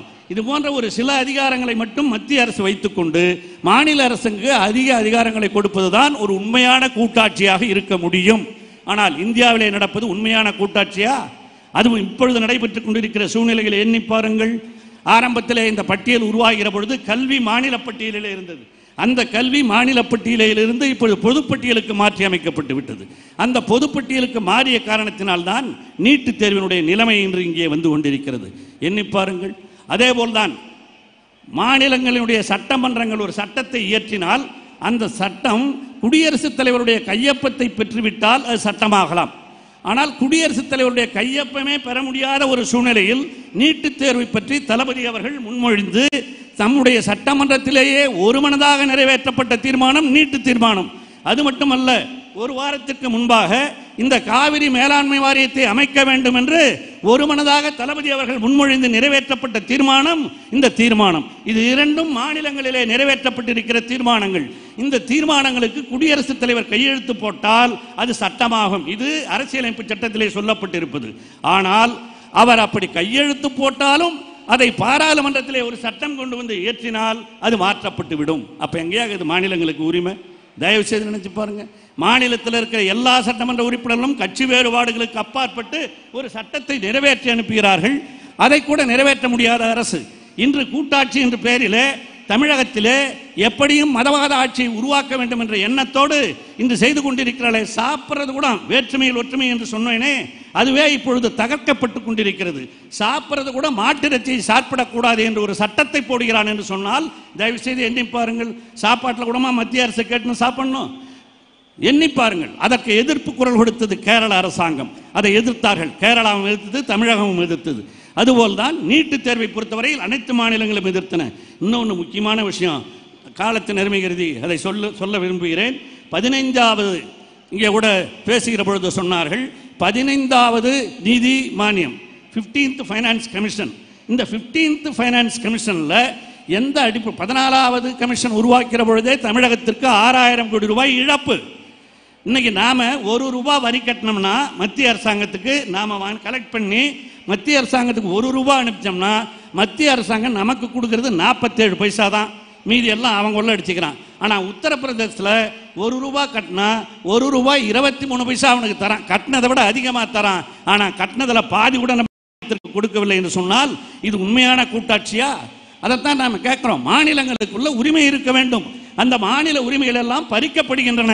அதை சொல்லிதான் நாம் இதை கேட்கிறோம். அதுபோலதான் இந்த கமிஷனை பொறுத்தவரையில், ஆணையத்தை பொறுத்தவரையில் மக்கள் தொகையின் அடிப்படையிலே 1970ஆம் ஆண்டு எடுத்த மக்கள் தொகையின் அடிப்படையிலே தான் அதனுடைய விதிமுறைகள் எல்லாம் இருக்க வேண்டும் என்று சொல்லப்பட்டிருக்கிறது. 70ல் நம்ம மக்கள் தொகை எவ்வளவோ அந்த மக்கள் தொகையின் அடிப்படையில் தான் எல்லா மாநிலங்களுக்கும் பகிர்ந்தளிக்க வேண்டும் நிதியை என்று இருக்கிறது. ஆனால் இப்போ என்ன பண்ணுறான் வந்தவன் 15வது மானியத்தில் 2011 மக்கள் தொகையை எடுத்து அதன்படி கொடுப்போம் என்று சொல்லுகிறார்கள். அப்போ என்ன பொருள்? 2011 நாம் தான் இந்தியாவிலேயே இந்த குடும்ப கட்டுப்பாடு திட்டத்தை முழுமையாக நிறைவேற்றிய மாநிலம் தமிழ்நாடு தான். மற்ற மாநிலத்தெல்லாம் வடக்கெல்லாம் ஏறிக்கிட்டே போகுது ஜனத்தொகை. ஆனால் தமிழ்நாட்டில் மட்டும் இன்னும் ஒரே அளவாக இருக்கிறது என்று சொன்னால் அதற்கு காரணம் நாம் பின்பற்றுகிற அந்த குடும்ப கட்டுப்பாடு முறை தான். அந்த அடிப்படையிலே தான் குடும்ப கட்டுப்பாடு முறையை நாம் பின்பற்றுகிற காரணத்தினாலே தான் இப்பொழுது இந்த 15வது நிதி ஆணையத்திலே இப்படி மக்கள் தொகையின் அடிப்படையிலே நிர்ணயிக்க வேண்டும் என்று சொன்னால் தமிழகம் இன்னும் வஞ்சிக்கப்படும். ஆக இதெல்லாம் என்ன? ஜிஎஸ்டி, இன்னும் எல்லாருக்கும் யூனிஃபார்ம் டாக்ஸ். எல்லாரும் யூனிஃபார்ம்ங்கிறது வேற, யூனிட்டிங்கிறது வேற. யூனிஃபார்ம்னா ஸ்கூல் பசங்களுக்கு வந்து ஒரே மாதிரி கருப்பு சட்டை சிவப்பு சட்டை போட்டுவான்னு சொன்னோம்னா அது யூனிஃபார்ம். யூனிட்டிங்கிறது ஒன்றா இருக்கணுங்கிறது. இப்போ தமிழ்நாட்டில் இந்தியாவில் என்ன பண்ணுறான், எல்லாம் யூனிஃபார்மாக இருக்கணும். சாப்பாடு முதல் கொண்டு மாட்டு இறைச்சி சாப்பிடக்கூடாது, மொழி முதல் கொண்டு இந்தி மொழி தான் பேசணும். ஆக எல்லாமே யூனிஃபார்மாக இருக்க வேண்டும் என்று சொல்லுகிற இந்த காலகட்டத்தில் நீங்கள் தயவு செய்து எண்ணி பார்க்க வேண்டியது, இந்த யூனிஃபார்ம் யூனிட்டி என்ற இந்த வார்த்தைகளை மாற்றி அமைத்து வேற்றுமையில் ஒற்றுமை காண்கிற நாடாக இந்தியா இருக்க வேண்டும் என்று சொன்னால் மாநிலங்களுக்கு உரிய அதிகாரங்கள் கொடுக்கப்பட வேண்டும். அது நீட்டாக இருந்தாலும் சரி, அதே போல இப்போ காவிரி நதி நீர் பிரச்சனையாக இருந்தாலும் சரி, அவைகள் எல்லாம் இந்த மாநிலங்களுடைய கோரிக்கைகளுக்கு மத்திய அரசு குரல் கொடுக்காத ஒரு சூழ்நிலை, மாநில அரசினுடைய உரிமைகளை எல்லாம் காலிலே போட்டு மிதிக்கிற உரிமை, இதையெல்லாம் கேட்கிற ஒரு தலைவராக இந்த 15வது கமிஷன் வந்த பொழுது இந்த 15வது கமிஷனிலே இதுபோல் தவறு செய்யப்பட்டிருக்கிறது என்பதை சுட்டிக்காட்டிய இந்தியாவிலேயே ஒரே தலைவர் நம்முடைய தளபதி என்பதை யாரும் மறுக்க முடியாது. அவர்தான் எல்லா மாநில தலைவர்களுக்கும் ஒரு கடிதத்தை எழுதினார். நீங்கள் இந்த அநியாயத்தை கேளுங்கள், மாநில உரிமைகளுக்காக குரல் கொடுங்கள் என்று எழுதிய தலைவர் தளபதி அவர்கள். அவர் எழுதியதனுடைய விளைவு இன்று இப்படியெல்லாம் நடந்து கொண்டிருக்கிறது. காவிரி மேலாண்மை என்று சொன்னால் இங்கே இருக்கிற மாநில அரசு அதற்கு குரல் கொடுக்க தயாராக இருக்கிறதா? அங்கே சென்று மத்திய அரசிலே குரல் கொடுக்குறாங்கிறான். மந்திரி பேசுறாங்க, முதல் மந்திரி, நாங்கள் பாராளுமன்றத்தையே நடக்காம விட்டுருக்குறாங்கிறான். பாராளுமன்றத்தை நடக்காமல் விடுவது உன்னுடைய லட்சியம் அல்ல. என்ன லட்சியம்னா அங்கே நம்பிக்கையில்லா தீர்மானம் கொண்டு வந்து பிஜேபி அரசு கவிழ்ந்து விடக்கூடாது என்று காப்பாற்றுவதற்காக நீ நாடகம் ஆடிக்கொண்டிருக்கிறாயே தவிர உண்மையிலேயே உனக்கும் இதிலே அக்கறை இருக்குமானால் தளபதி அவர்கள் சொன்னார்களே, நீயும் அந்த நம்பிக்கையில்லா தீர்மானத்தை கொண்டு வா என்று அதை கொண்டு வர தயாரா? ஆகவே இன்றைய சூழலில் இந்தியாவை பொறுத்தவரையில் மாநிலங்களுடைய உரிமைகள் பறிக்கப்படுகின்றன, மத்திய அரசிடம் அதிகாரங்கள் குவிக்கப்படுகின்றன. ஒற்றையாட்சி என்று சொல்வார்களே, அந்த அடிப்படையிலே மாநிலங்களுடைய அதிகாரங்கள் பறிக்கப்பட்டு கூட்டாட்சி என்பதற்கு பதிலாக ஒரு யூனிட்டரி கவர்மெண்ட் என்று சொல்லப்படுகிற ஒரு ஒற்றையாட்சியாக இது மாறிக்கொண்டிருக்கிறது என்பதுதான் உண்மை. இந்த சூழலில் இங்கே சில பேர் அரசியலிலே புகுந்து கொண்டு அதுவும் புதுசா வரான். ஒருத்தன் இடைவெளி விழுந்து விட்டதுங்கிறான். தளபதி இருக்கிற பொழுது இங்கே இடைவெளி என்று சொல்லலாமா? எவனுக்காவது சூடு சொரணம் இருக்கா? இடைவெளி இருக்கிறது என்று சொல்லுகிறான். இன்னொருத்தன் சிஸ்டம் சரியில்லைங்கிறான். இடைவெளி சிஸ்டம் சரியில்லை என்று சொல்லுகிறவர்களுக்கெல்லாம், சினிமாவிலிருந்து வந்த அவர்களுக்கெல்லாம் நான் சினிமா பாணியிலேயே பதில் சொல்ல என்னுடைய உரையை நிறைவு செய்ய விரும்புகிறேன். சொன்னார் வீரபாண்டி கட்டபொம்மன் வசனத்தை. வீரபாண்டி கட்டபொம்மன் அப்படி தான் ஒரு வசனம் வரும். எங்களோடு வயலுக்கு வந்தாயா, ஏற்றம் இறைத்தாயா, நடுவயல் நிறைய கண்டாயா, மாமனா மச்சானா, அங்கே கொஞ்சி விளையாடும் எங்குல பெண்களுக்கு மஞ்சள் அரைத்து கொடுத்தாயா, மானம் கெட்டவனை யாரை பார்த்து கேட்கிறாய், வரி கிஸ்தி திரை இப்படி பாச வீரபாண்டி கட்டபொம்மன் வசனம்.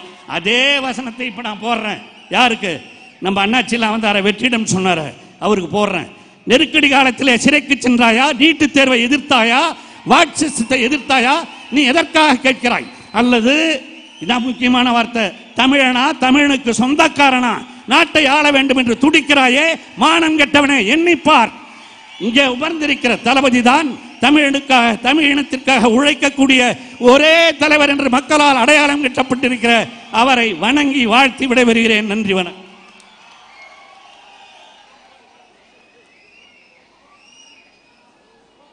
இன்றைய காலை நிகழ்ச்சிகளின் நிறைவாக கழக முதன்மை செயலாளர் அண்ணன் துரைமுருகன் அவர்கள் உரையாற்றுகிறார்கள்.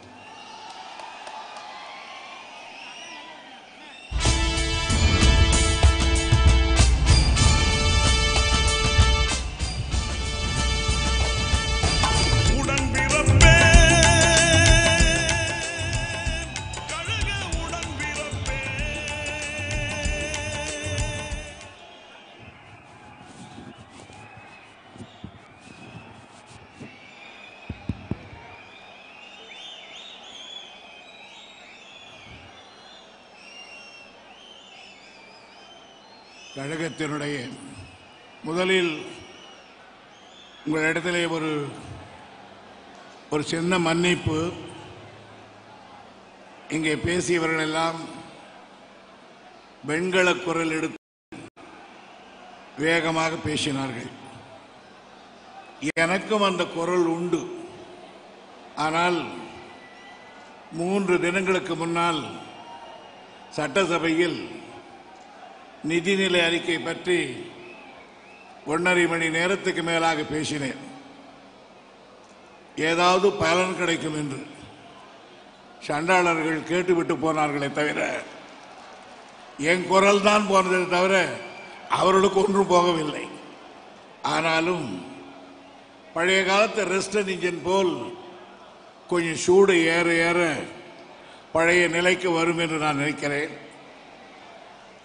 கழகத்தினுடைய செயல் தலைவர் நம்முடைய மரியாதைக்குரிய தளபதியார் அவர்களே, கழகத்தினுடைய பொதுச் செயலாளர் இனமான பேராசிரியர் அவர்களே, இந்த மாநாட்டினுடைய தலைவர் சகோதரி சுப்பலட்சுமி ஜெகதீசன் அவர்களே, மாநாட்டினுடைய சிறப்பாளர் அருமை சகோதரர் சிவா எம்பி அவர்களே, கொடியேற்றி உரையாற்றிய கோவிச்செழியன் எம்எல்ஏ அவர்களே, வரவேற்பு குழு தலைவர் மாவட்ட கழக செயலாளர் நண்பர் முத்துசாமி அவர்களே, நிதிக்குழு தலைவர் அருமை நண்பர் பெங்களூர் பழனிசாமி அவர்களே,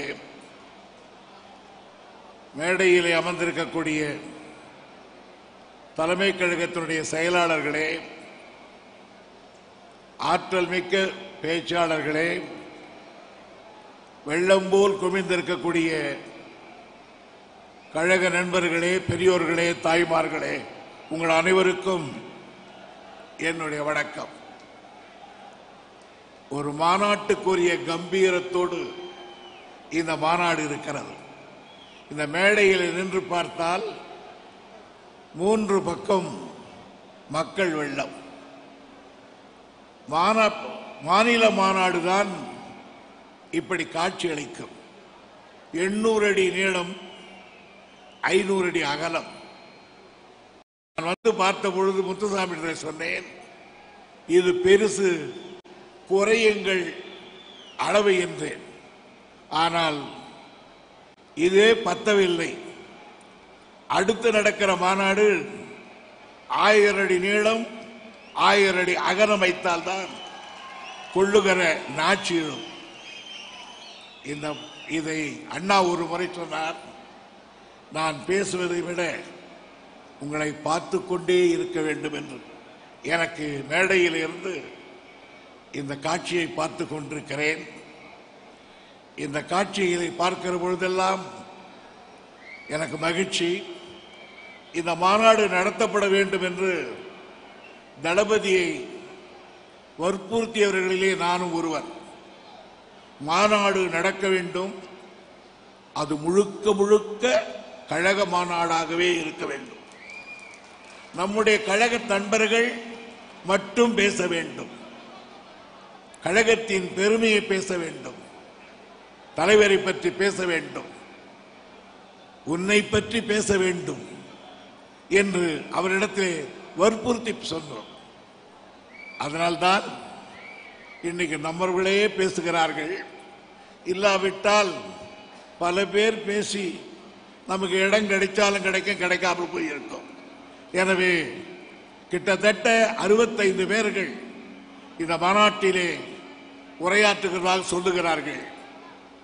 ஆனால் எனக்கு இருக்கிற ஆசை, இவ்வளவு பெரிய மாநாடு செயல் தலைவரானதற்கு பிறகு தளபதியார் நடத்துகிற மாநாடு, நம்முடைய செயல் தலைவர் நடத்துகிற மாநாடு, இந்த மாநாட்டில் அவர் செயல் தலைவராக அல்ல, தலைவராகவே அவரை உருவாக்கி கொண்டிருக்கிறோம்.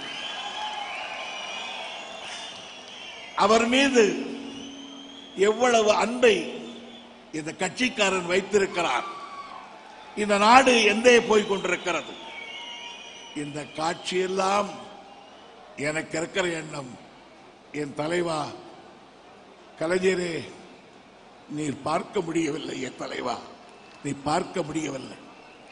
எப்படியும் இந்த மாநாட்டுக்கு அவரை அழைத்து வந்துவிட வேண்டும் என்று நாங்கள் நினைத்தோம். மாநாட்டு அழைப்புதலை கொடுத்துவிட்டு தளபதியார் அவர்கள், அப்பா ஈரோட்டில் மாநாடு வருகிறீர்களா என்று பார்த்தார். அந்த ஏக்க பார்வையோடு தளபதியை பார்த்தார். போகலாம் என்று செல்வி வற்புறுத்தியது. அவர் சொன்னார், என்னால் எப்படி என்று இந்த கையை காட்டினார். ஆனால் ஒன்றை தெரிந்து கொள்ளுங்கள், நம்முடைய தலைவருக்கு எந்த வியாதியும் கிடையாது. அவருக்கு சர்க்கரை வியாதி கிடையாது, பிரஷர் கிடையாது, கிட்னி ட்ரபிள் கிடையாது. ஒரே ஒரு சளி என்ற வலிதான்.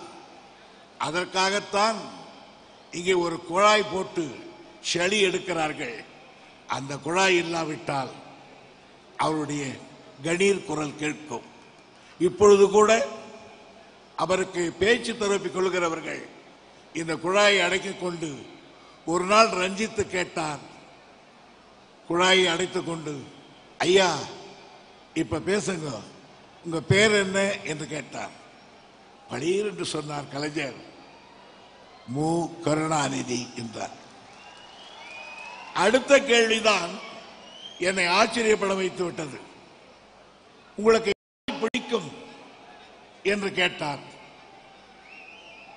தளபதியை சொல்லுவார் அல்லது அண்ணியை சொல்லுவார் என்று நான் நினைத்தேன்.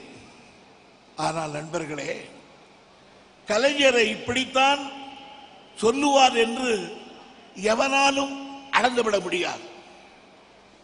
அந்த இமயத்தின் உச்சியில் 53 ஆண்டுகள் அவருடைய இடுப்பில் உட்கார்ந்திருக்கிறேன். இன்னும் அவர் முடியும் பார்த்ததில்லை, அவர் அடியும் பார்த்ததில்லை. அவ்வளவு பெரியவர். அவர் சொன்னார், உங்களுக்கு யாரை பிடிக்கும் என்றார்.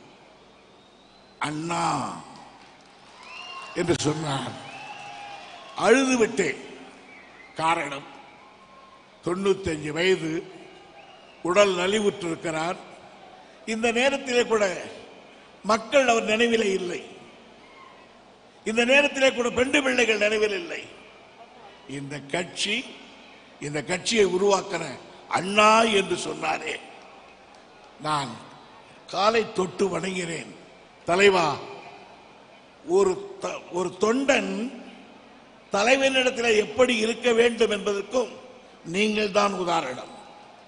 ஒரு தலைவன் தொண்டனிடத்தில் எப்படி இருக்க வேண்டும் என்பதற்கும் தலைவர் தான் உதாரணம்.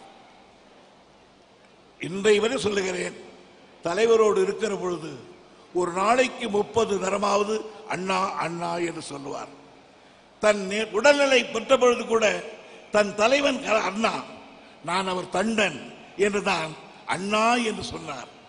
இது ஒரு தொண்டன் தலைவரிடத்தில் எப்படி இருக்க வேண்டும் என்பதற்கு.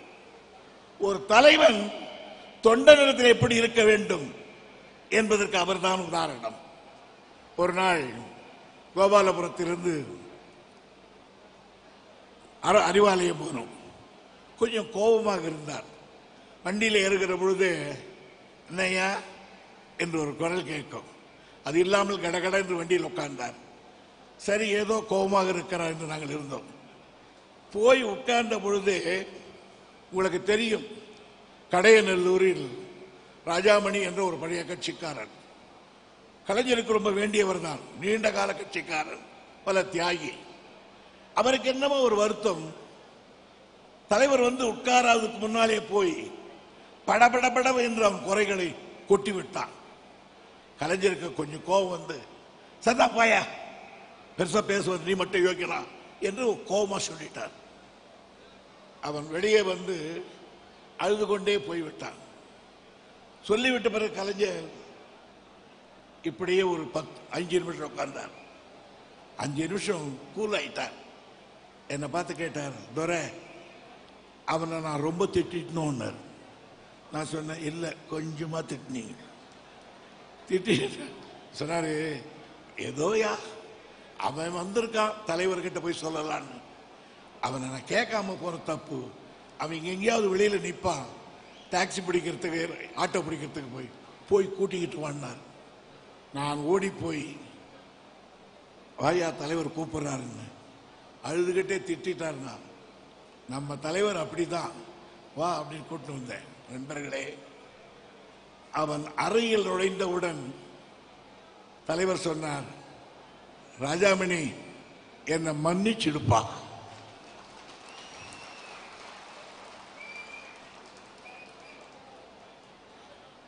எவ்வளவு பெரிய தலைவன், இவ்வளவு பெரிய அறிவாளி, எத்தனை ஆற்றல், எத்தனை முறை முதலமைச்சர், 50 ஆண்டு காலம் திராவிடத்தை தாங்கியவர்.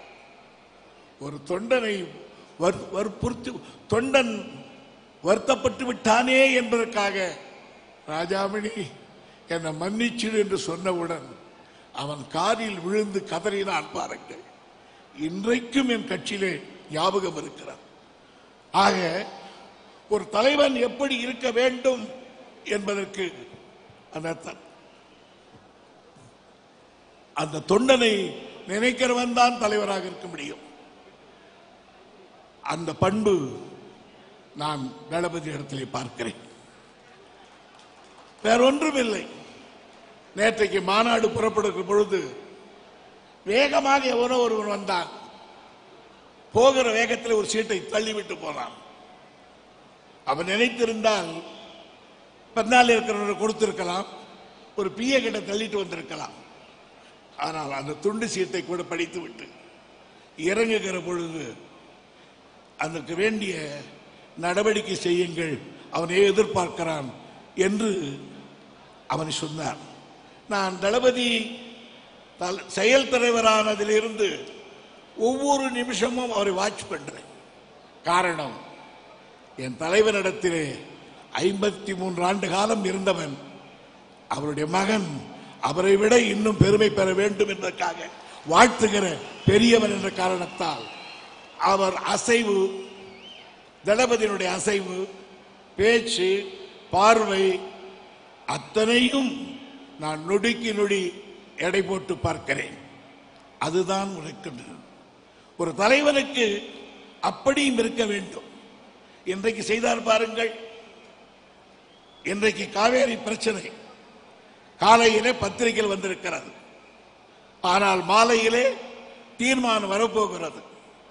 ஆனால் அகில இந்தியாவை ஒரே நொடியில் தன் பக்கத்திலே ஈர்க்க வேண்டுமானால் இந்த மாநாட்டில் அவரே ஒரு எழுதி ஒரு தீர்மானத்தை கொண்டு வந்து அவரே முன்மொழிந்து வழக்கத்துக்கு மாறாக அத்தனை பேரையும் வழிமொழித்து வைத்து இந்த தீர்மானம் டெல்லி செங்கோட்டையிலே இந்த நேரம் உட்கார்ந்திருக்கிறார். இதுதான் கலைஞர் பாணி. இதுதான் கலைஞர் பாணி.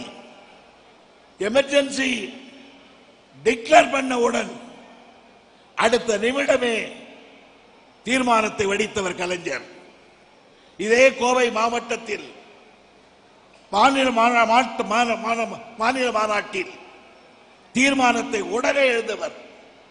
ஆகவே எதிரிக்கு எதிரி நொடியில் கொடுக்கிற அந்த ராஜதந்திரம் தளபதியை பார்த்து நான் பாராட்டுகிறேன், பெருமைப்படுகிறேன்.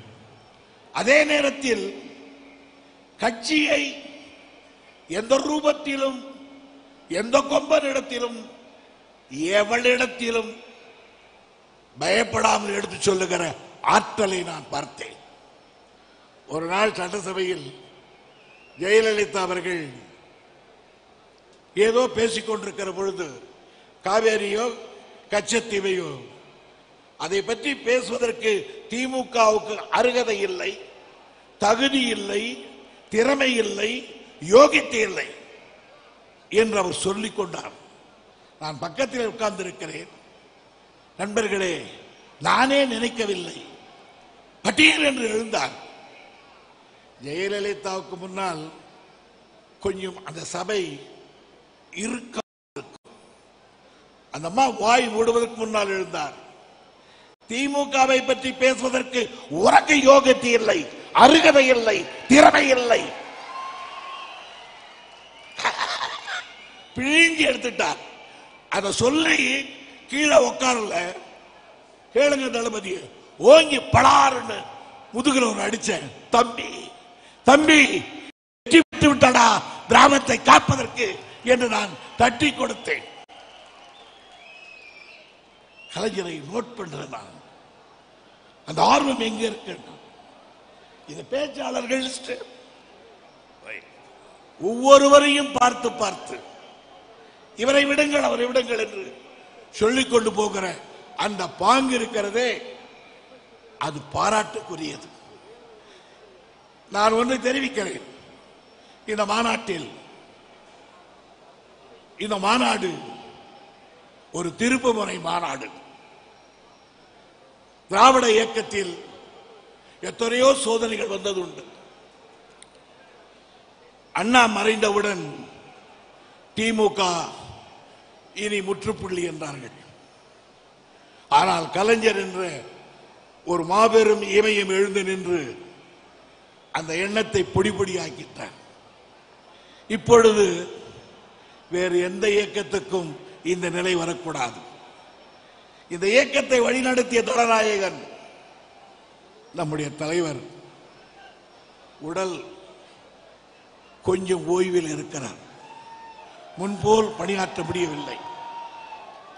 ஆனால் சொல்லுக்கு சொல் சுவையேற்றி அந்த சொல்லையும் வெல்லுகிற ஆற்றல் படைத்தவர் எங்கள் பேராசிரியர். அவர் வருகிறார். அவராலும் பேச முடியவில்லை. இந்த கட்சிக்கு தலைவராலும் முன்போல் பணியாற்ற முடியவில்லை. பொதுச் செயலாளராலையும் முன்போல் பணியாற்ற முடியவில்லை. இனி அவ்வளவுதான் திமுக என்று நினைத்த நேரத்தில் இல்லை, தலைவர் பொறுப்பையும் நான் பார்ப்பேன், பொதுச் செயலாளர் பொறுப்பையும் நான் பார்ப்பேன், பொருளாளர் பொறுப்பையும் பார்ப்பேன், என் கட்சியை என் இரு தோளிலே தூக்கிச் செல்வேன் என்று எழுந்து நிற்கிறவர் தான் நம்முடைய தளபதி அவர்கள். ஆனால் அதனால் தான் ஆடி போயிருக்கிறார்கள். பொறுப்பு, தலைவர் பொறுப்பு, பொருளாளர் பொறுப்பு, அவர் வகிக்கிற பொருளாளர் பொதுச் செயலாளர் 3 பொறுப்பு. இன்னொரு பொறுப்பு, பெரிய பொறுப்பு, அது தமிழ்நாடு சட்டமன்றத்தில் எதிர்க்கட்சி தலைவர் பொறுப்பு. எதிர்க்கட்சி என்றால் எதிர்த்து விடுவதல்ல, யோசனைக்கு வேற கூப்பிடுறான். ஒரு நாள் திடீரென்று இவருக்கு ஒரு போன், என்ன முதலமைச்சர் பேச விரும்புகிறார். எதுக்காக? காவேரிக்காக. எங்க அண்ணன் துரைமுருகன் ஊர்ல இல்லை, நாளைக்கு வர. சரி நாளைக்கு வாங்க. போனோம். என்ன அப்படின்னா, இந்த மாதிரி பிரைம் மினிஸ்டர் பார்க்க போலான்னு இருந்தோம், பார்க்கறதுக்கு டைம் கிடைக்கல. என்ன சொல்றாரு இவர்? என்ன சொல்றாரு? பக்கத்தில் ஒன்னா இரிகேஷன் மினிஸ்டர் இருக்காரு, அவரை பார்த்துட்டு போனா அப்படின்னா நாங்க சொன்னோம், உங்களை பார்க்கறதுக்கு வர்றோம், நீங்க என் செக்ரட்டரி இருப்பான் அவனை பார்த்துட்டு போனா எங்களுக்கு என்ன மரியாதை? அது மரியாதை இல்லை, அதே மரியாதை தான் உங்களுக்கு. உங்களை பிரைம் மினிஸ்டர் நாங்க பார்க்க வர்றோம், என் மந்திரியை பார்த்துட்டு போனா என்ன அர்த்தம்? இதுக்கு நீங்க தான் பதில் சொல்லணும். தளபதி சொன்னார், எந்த சர்வ கட்சி கூட்டினீங்களோ அதே சர்வ கட்சி கூட்டு பார்க்கலாம். மாட்டிக்கிட்டேன். இப்படி சொன்னா எப்படி சார்? அப்ப சட்டசபையை கூட்டு, அதையும் கூட்டல.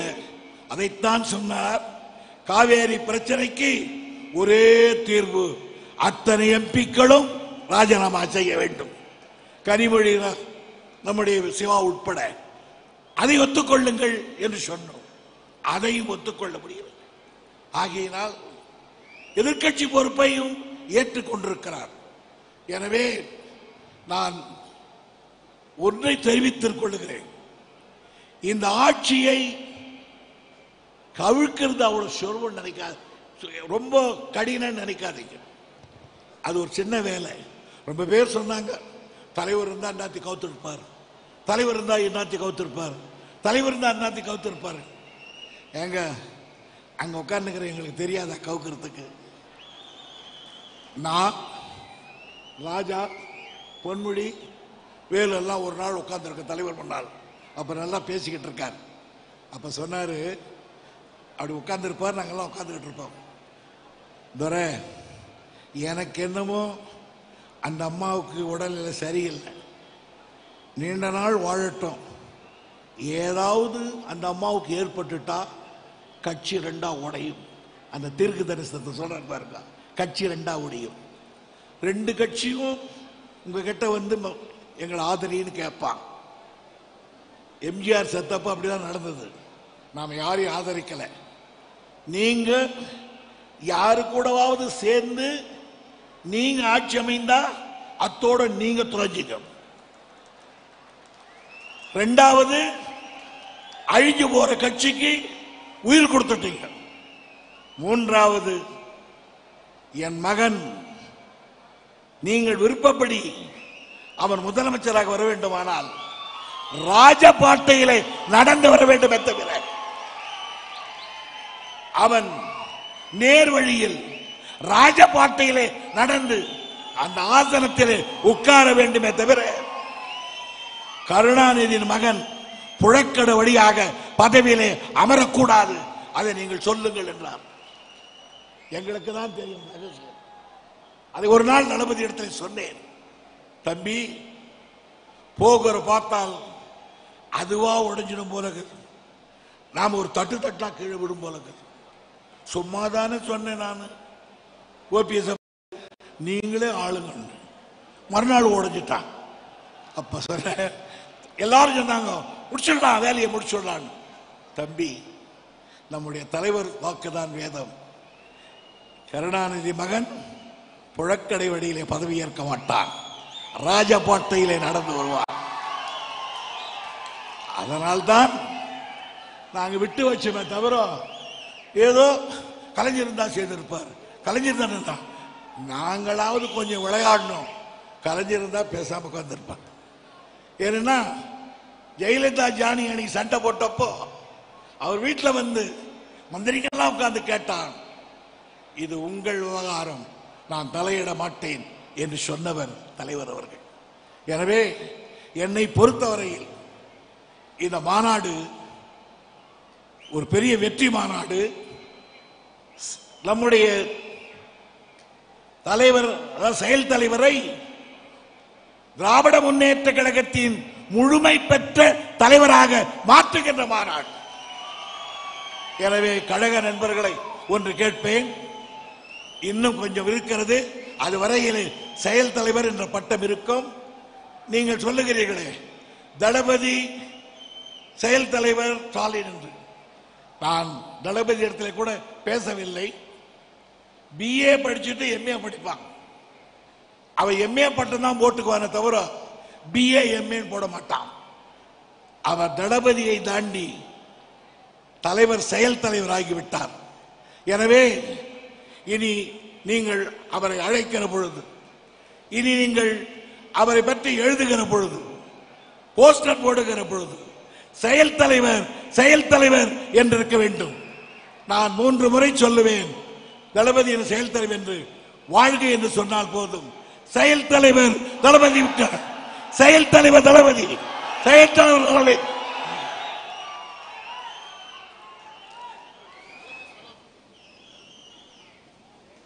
இன்றைய காலை நிகழ்வுகள் இத்துடன் நிறைவு பெறுகின்றன. மாலை 3 மணி அளவில் இசை கச்சேரியோடு நிகழ்வுகள் தொடரும். அனைவரும் வருகை தர வேண்டும் என்று கேட்டுக்கொள்கிறேன். தலைவா ஜகயுகம் ஆளவா